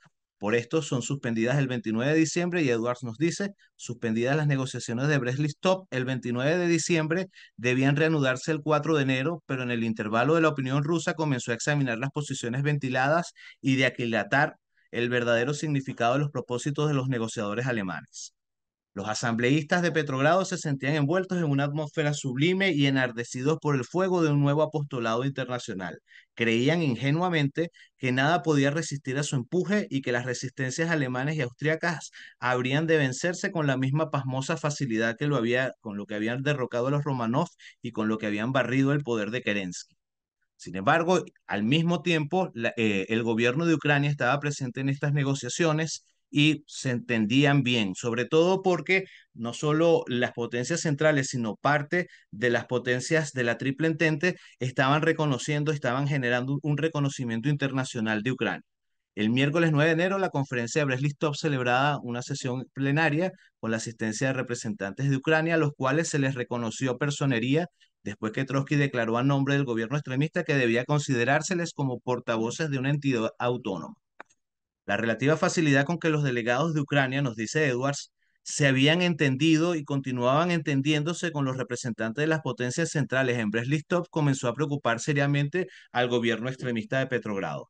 Luego va a venir un golpe de Estado dentro de Ucrania, un golpe de Estado a la Rada, y Edwards nos va a explicar que este golpe de Estado solamente maneja o solamente controla la capital del país y algunas pequeñas ciudades a su alrededor, pero que todo el territorio sigue en manos de las fuerzas de la Rada.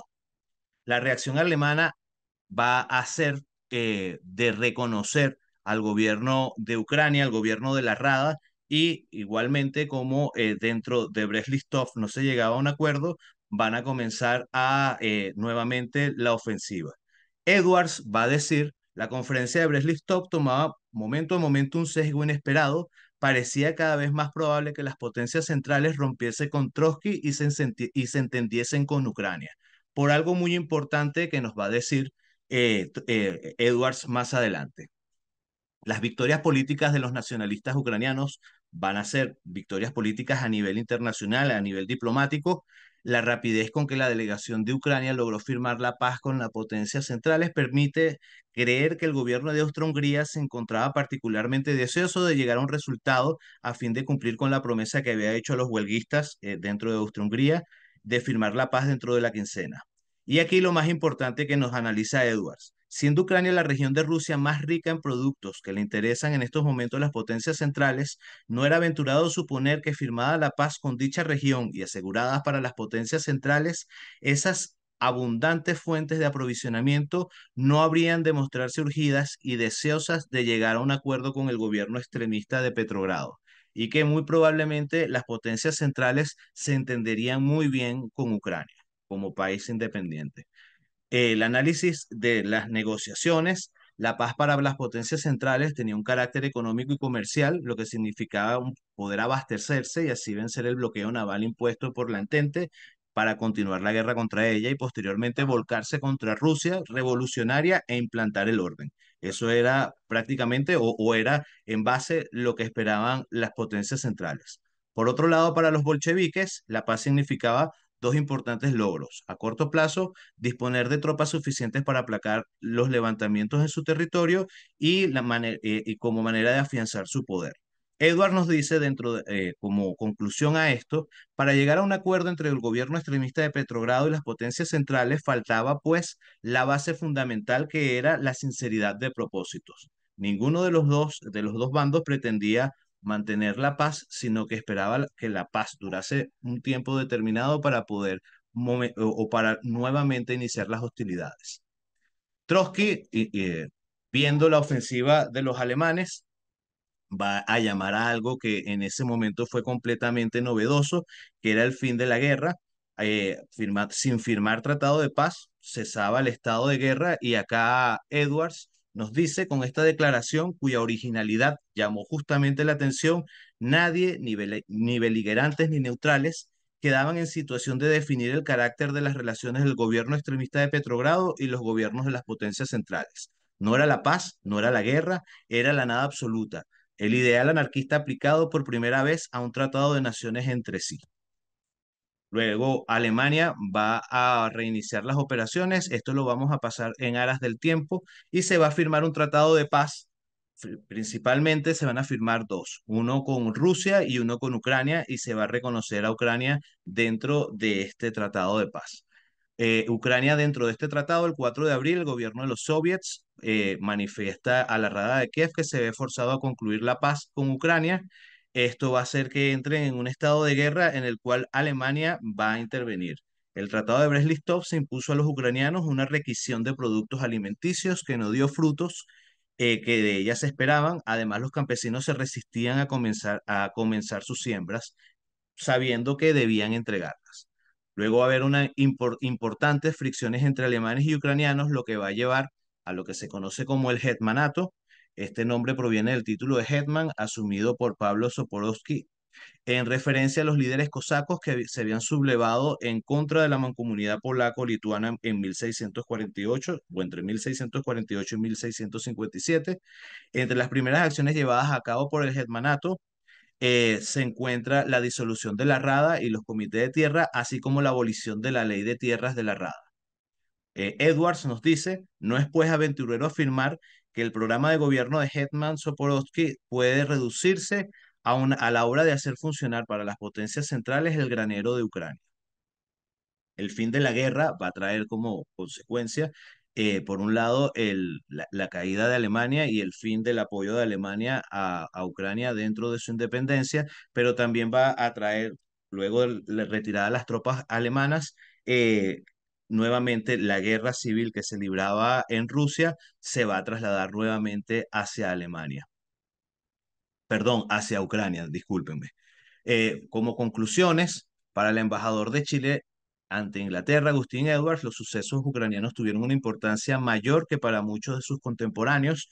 Dentro de América Latina hemos podido detectar que para Edwards y para Chile lo que estaba sucediendo en Ucrania era muy, muy importante, y sobre todo el esperar un momento preciso para reconocer la independencia ucraniana. Aunque simpatizaba con la independencia ucraniana, recomendó al gobierno chileno no reconocer la naciente nación, a diferencia de Finlandia y las naciones bálticas, sobre todo por que él va a llamar algo como la contaminación de Ucrania por la guerra civil rusa. La opinión sobre el gobierno bolchevique y sus principales líderes influenciará las relaciones entre ambos países durante los años posteriores, sin ninguna duda. el papel del campesinado y su arraigo a la tierra, a la lengua, como soporte de la independencia ucraniana quedó totalmente patente durante todo el proceso y algo importante que está dentro de las conclusiones del capítulo, será parte muy importante desde 1922 hasta 1990, como este arraigo a la tierra y esta vinculación de los ucranianos con la tierra va a mantener, a pesar de todo lo que sucedió durante la ocupación soviética, va a hacer que Ucrania mantenga siempre una identidad nacional. A pesar del reconocimiento por parte de Inglaterra y Francia, el gobierno de la Rada va a perder su independencia dentro de la guerra civil entre los años 1921 y 1922. Nuestra investigación de este capítulo termina acá, pero existe una investigación que continúa hasta los años 40 y posteriormente aspiramos a hacer una de los años 40 hasta los años 90. Muchísimas gracias por su atención. Creo Bien, que quedé dentro del tiempo. yo quería únicamente rematar algunas cosas. Este es un libro bastante nuevo, reciente, digamos, importante, de un grupo de historiadores más bien jóvenes. Dentro de ello y dentro de la gente que ha estado, digamos, trabajando estos temas está Franklim, justamente, que es una persona que se ha integrado a la vida cultural y académica de Chile. Solamente quisiera decir algo muy corto. Agustín Edward McClard, dueño del Mercurio, es un diplomático, es un político liberal muy ligado a la Casa Real Británica, estuvo muchos años, era prácticamente angloparlante. Fue una persona que estaba cuando la política mundial se discutía entre 1918 y 1922 en el centro de la política y de lo que se discutía para la configuración.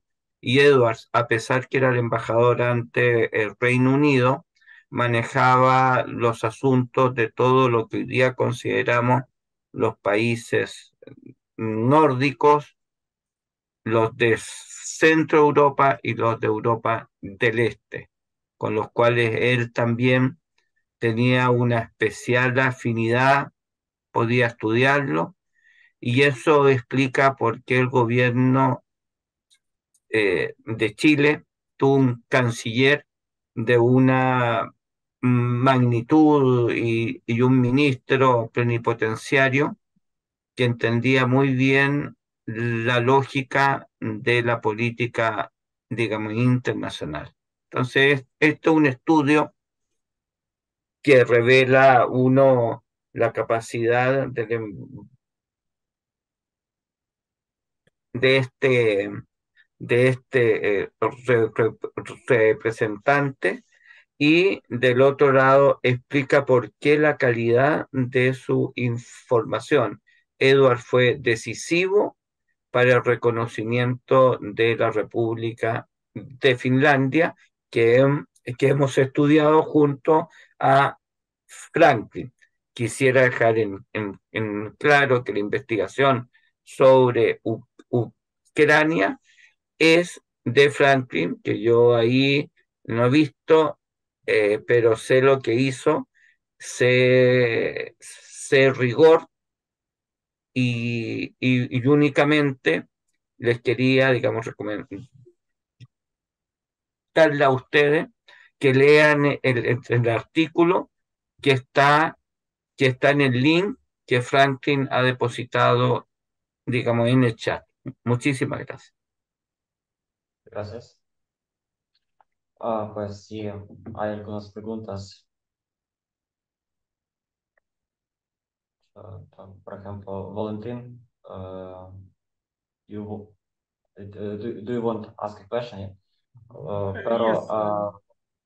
Buenos todos, Mr. Coletti. How did the Chilean press highlight the events in Ukraine in 1918, if you know.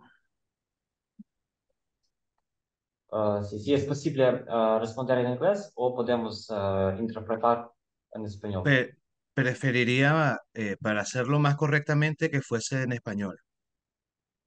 Ага, Валентин, тоді можете, будь ласка, українською ще раз повторити. Да. Чи знаєте ви про, якщо вам відомо, стосовно оцінок подій в Україні в 1918 році у чилійській пресі? Si Valentín pregunta si sabe usted qué escribía la prensa chilena sobre los eventos de la Revolución de Ucrania en el año 1918. Muy bien. Como Agustín Edwards era, además de ser diplomático, era el dueño del medio de comunicación más importante de Chile, que es el periódico El Mercurio. Todo lo que estaba en sus informes estaba plasmado igualmente en la prensa.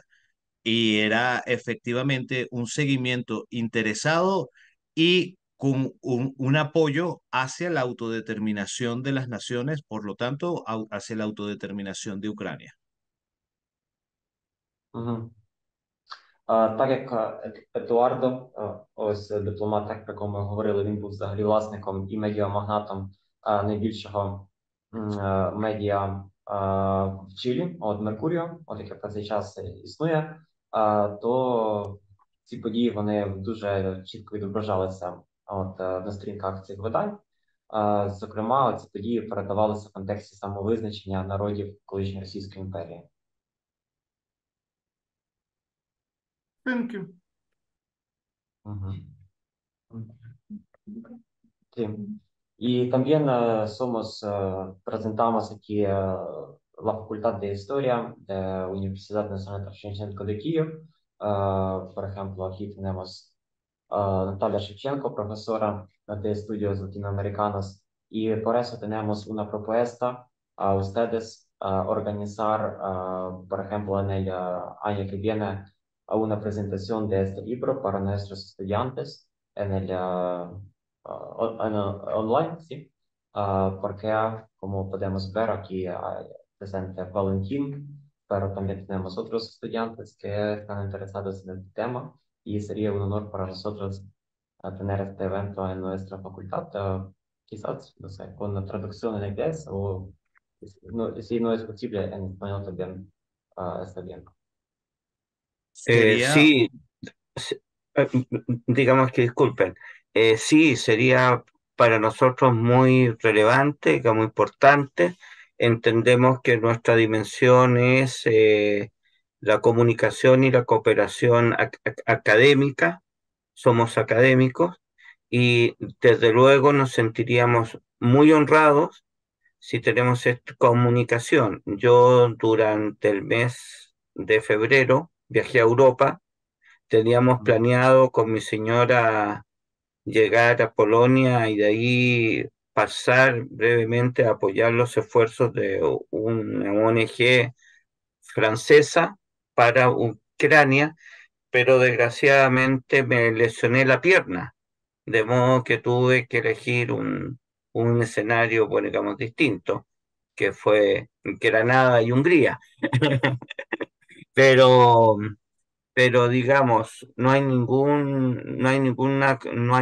tipo, digamos, de cortapisa.